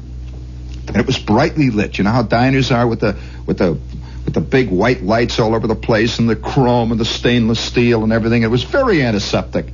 And always back of the counter is Clem, big fat guy. He's back there, and always say, "Hi, boy."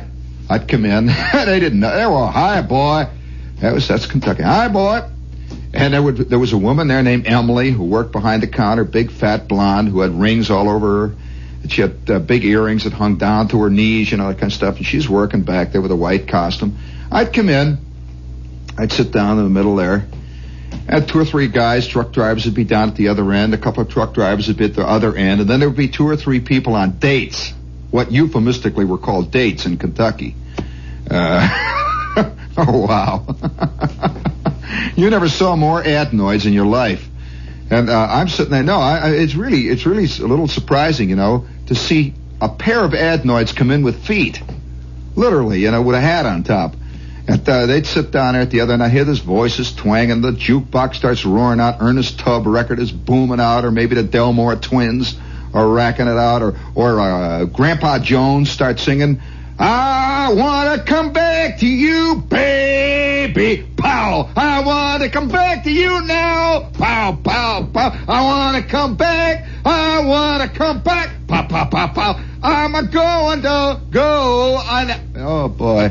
So I'm leaning back there, drinking I always would come in and get myself a vanilla malt. It was the only thing that was cold, it was cold, and the Cokes were sweet, and I'd sit there and drink my vanilla malt and eat a hamburger and sort of kill time. That's all. And the neon signs are flashing. This is really American life, This is pure distilled American life. Well, one night I'm sitting there. It must have been about 2:30, 3 o'clock in the morning, just sitting there. Clem is back at the cash register, one of these big chrome jobs, sitting there picking his teeth, reading the Police Gazette. And the big old waitress is putting some more pies into the case. Everything is going normal. A couple of clots are sitting up there in the front there with their jackets on and their jazzy little, the little hats with the white bills, their motorcycle type things. The world is going along. When suddenly the door opens. They had these sliding doors, and it was an air-conditioned place. That's really why I came there. And they had these little sliding doors. And the door slides open. And in steps a chick. A real chick. She was about 18 years old. Real, and she was sort of dark-haired and looked very, very civilized. And I said, well, hi, George. And the chick comes in and sits down at the end booth. They had these little tiny booths in there. She sits at the end booth. Clem starts to get up. He's going to walk over and see what she wants, and he's got a couple of menus in his hand. And Clem walks over towards her, and in then came her little brother. Her little brother looked like he was about, I'd say, 10, 12, something like that. This kid comes in, and he's wearing a sweater, a little sleeveless type sweater with a pair of chinos, and he sits down there with her. And Clem goes over and says, well, what do you want, folks? The girl takes the menu, and she looks at it. I'm eyeing the chick, see? I'm sitting there. George. Things are picking up here. And so I turn, you see, and I'm watching her now in the mirror. They had a mirror right back at the bar, see?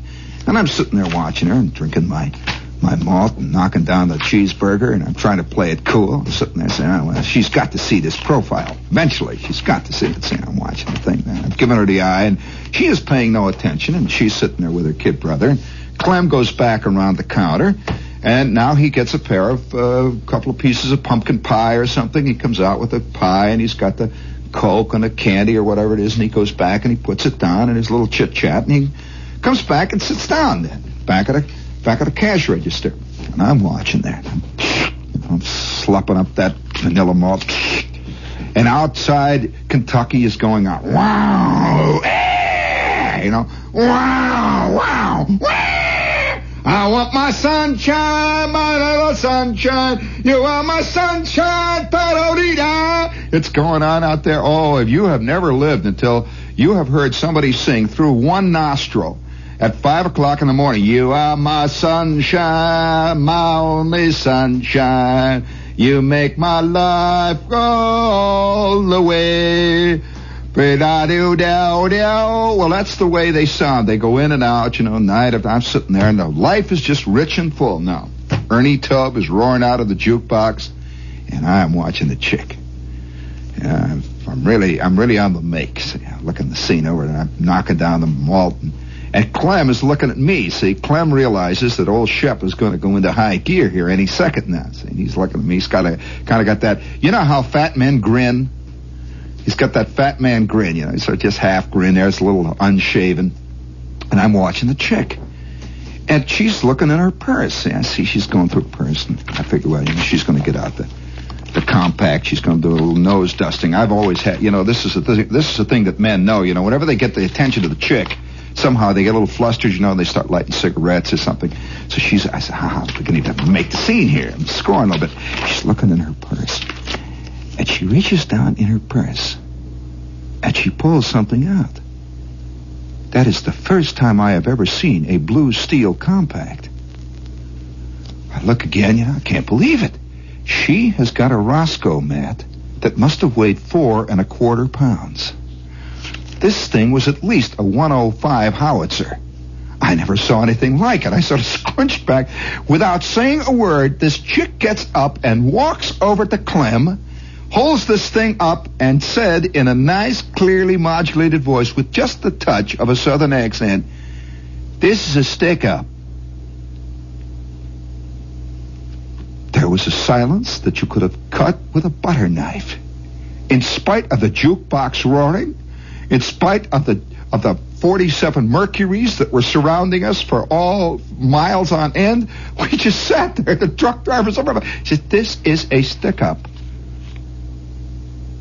Clem said, "What?" She just holds the gun up, doesn't say anything, just points it right at his head. Said, "Oh, I see." He gets up there, he's a fat man. He starts to hitch up his pants. He said, "Pull up your hands." "Oh, I see." And she walks back up the counter and hits the no sale thing. Boing! With that, this little kid gets up and he's got a knife in his mitt and a bag. He comes over and he's shoveling the money in, and there she stands with the Roscoe on all of us. Holy smokes. What are you doing now, Matt? Well, she comes out from behind the counter, and Clem is standing there with his mouth hanging out. He ain't moving. He's sweating. The air conditioning is going. The temperature is 34 degrees in this joint, and he's sweating. He just stand there. He ain't moving an eyeball. He isn't going to move. And she comes back from around the counter, and she walks up to each one of us. She says, "Give me your wallet. Come on, put it on the counter there." And each one of us reaches in his pocket and lays it out. Sitting there. Boom. Boom. It's the only time in my life I ever got robbed at gunpoint. Boom. Boom. There is 5 wallets laid out along that 4 mica counter. Boom, boom, boom, with the ice water. Boom, boom, boom, between the cheeseburgers. And there ain't a muscle being moved. And she just walks along and picks each one up as she goes. Plunk, plunk, in the bag. The kid's following her. And she's got the Roscoe, turns around. She says, "I want to thank all of you." Backs out of the joint and then stops by the door. She says, "Stay away from the phone, count 10. And then you can call anyone you want." She slides the door open, and they're out in the night. And we sat there for a second. And then out in the parking lot, you heard, "Vroom, vroom, wow, whoa," off in the distance. I tell you, crime don't look the way it should look. It just don't look the way it looks on Route 66, Matt. Crime don't look that way. I'll tell you that. It just don't. And we're sitting there, all of us, the whole crowd of us is sitting there kind of with that sweaty feeling inside. And finally, Clem said, I guess we better call the police." And somebody sitting down at the other end of the counter says, "What are you talking about, Clem? That won't do you no damn bit of good." And Clem said, "Well, better call him anyway." And the guy at the other said, "Okay, Clem," he said, "use your dime. You got a dime left?" And so we start looking for dimes. We got we're clean, No, we got no driver's license. The whole scene is gone. I've lost my $19, the whole bit, And so we start looking for dimes, and finally somebody comes up with a dime and goes around, puts it in the water there. They all back up to the thing in the slot and makes the call.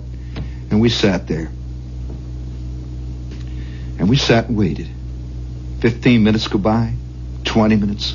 And finally that big old car with that flashing red light shows up out in front. And a couple of these real big Covington, Kentucky policemen get out. Oh, man. They get out, they come walking in, they got the big black belts around their waist, a couple of Roscoes hanging on each side. And they come walking in. "What's going on in here?" And Clem says, "We've been held up." "Yeah, well, all right, let's have a description." Oh, if you sit down here, give me a description. It's he gets out his notebook. And Clem says, well, it was a girl. A girl, kind of a dark, pretty girl come in here. He said, oh, I know, that's Clara. Yeah, okay. That's Clara. That's Clara. Yeah, that's Clara. She's been knocking over joints all around. She's just come up from, I believe, she come up from Louisville. Yeah, okay. What time's she in here? Let's see, what time is it now? It's 17 minutes past 3. You say, what time? You figure it's about 10 minutes to 3 she came in here? Okay. 2:51. Was she accompanied? And yeah, she came with a little kid. It looks like, yeah, it's Howard. Okay, Howard came in here. We're sitting there. It just don't look like Route 66, you know? This ain't the way it should be. And one of the guys at the end says, you think you'll get him? Think you'll get him, Sheriff? I ain't no sheriff, but I don't think so, no. So I figure we'll get him about spring, maybe. We'll get him next spring. So we'll get him. Don't worry about it. And somebody says, well, what about my driver's license? And you just got to go down to City Hall tomorrow, tell them that Claire was around, that's all. Maybe they'll find it in the river. Out they go. And I hear the sound. Whoop, whoop. Off goes the fuzz. Well, I sat there for a minute with my straw in my mouth. Clem sits down at the other end. And I'm reaching in my pocket to pay. Clem says, it's on the house tonight. We're all busted. I go out into the darkness now. It's now about 3:45, and the heat is laying down on me. A couple of Mercuries go by, and I can hear the jukeboxes roaring out of the next juke joint. And I can hear Ernest Tubb wailing in the darkness out there. And somewhere off in the distance, the old paddle wheeler is getting ready to make its first morning trip. Chook, chook, chook, chook, chook, chook, chook, chook, chook, chook, chook, chook, chook, chook. Oh, life is rich. Life is real. Life is life. I'm the sheik of Araby. And your love, baby, belongs to me. Some night when you're asleep, into your tent I'll creep. The stars above. Bring it up there, man. La da da da. La da da da da. La da da da da da. What da da da da da. Ba ba ba ba ba ba.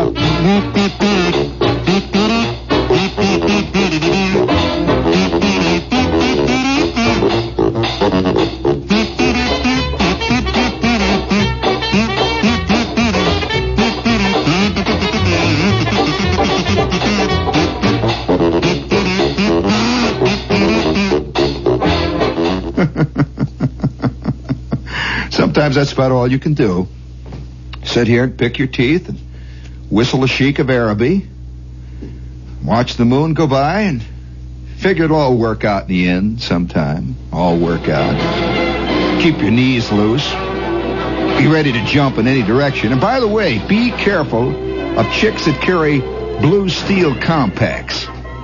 That's an entirely different breed. Just an entirely different world entirely. How'd you like to go juking tonight with old Shep, huh? How'd you like to get out of Big Jack's tonight, huh? We're going to have ourselves a lemon Coke. We'll sit around and pick up a little old gal or two, huh? You want to go down there and do a little juking, huh? Put a couple of quarters in the jukebox and hear old Ernie Tubb sing about you are my sunshine, my only sunshine. You make my life. Hey, you want to go down and do that, huh? Or would you like to go down and maybe just sit around the Bluebird and have a couple of beers, huh? Like to do that in Tennessee Williams country? Yeah, life is real, life is earnest. See you tomorrow night, gang, after the big old basketball game. We'll just hang around a corner and knock down a couple of cheeseburgers and see how the birds fall, huh?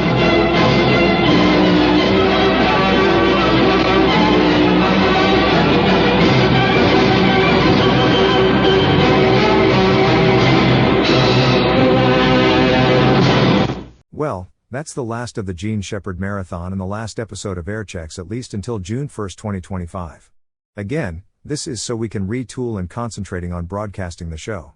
You will still be able to download the 3-hour podcast every Saturday as well as listen to us on the new community radio station for the Gig Harbor and Key Peninsula area, Purdy Spit Radio at purdyspit.org or on your favorite streaming app at 7 p.m. starting June 1st, 2025.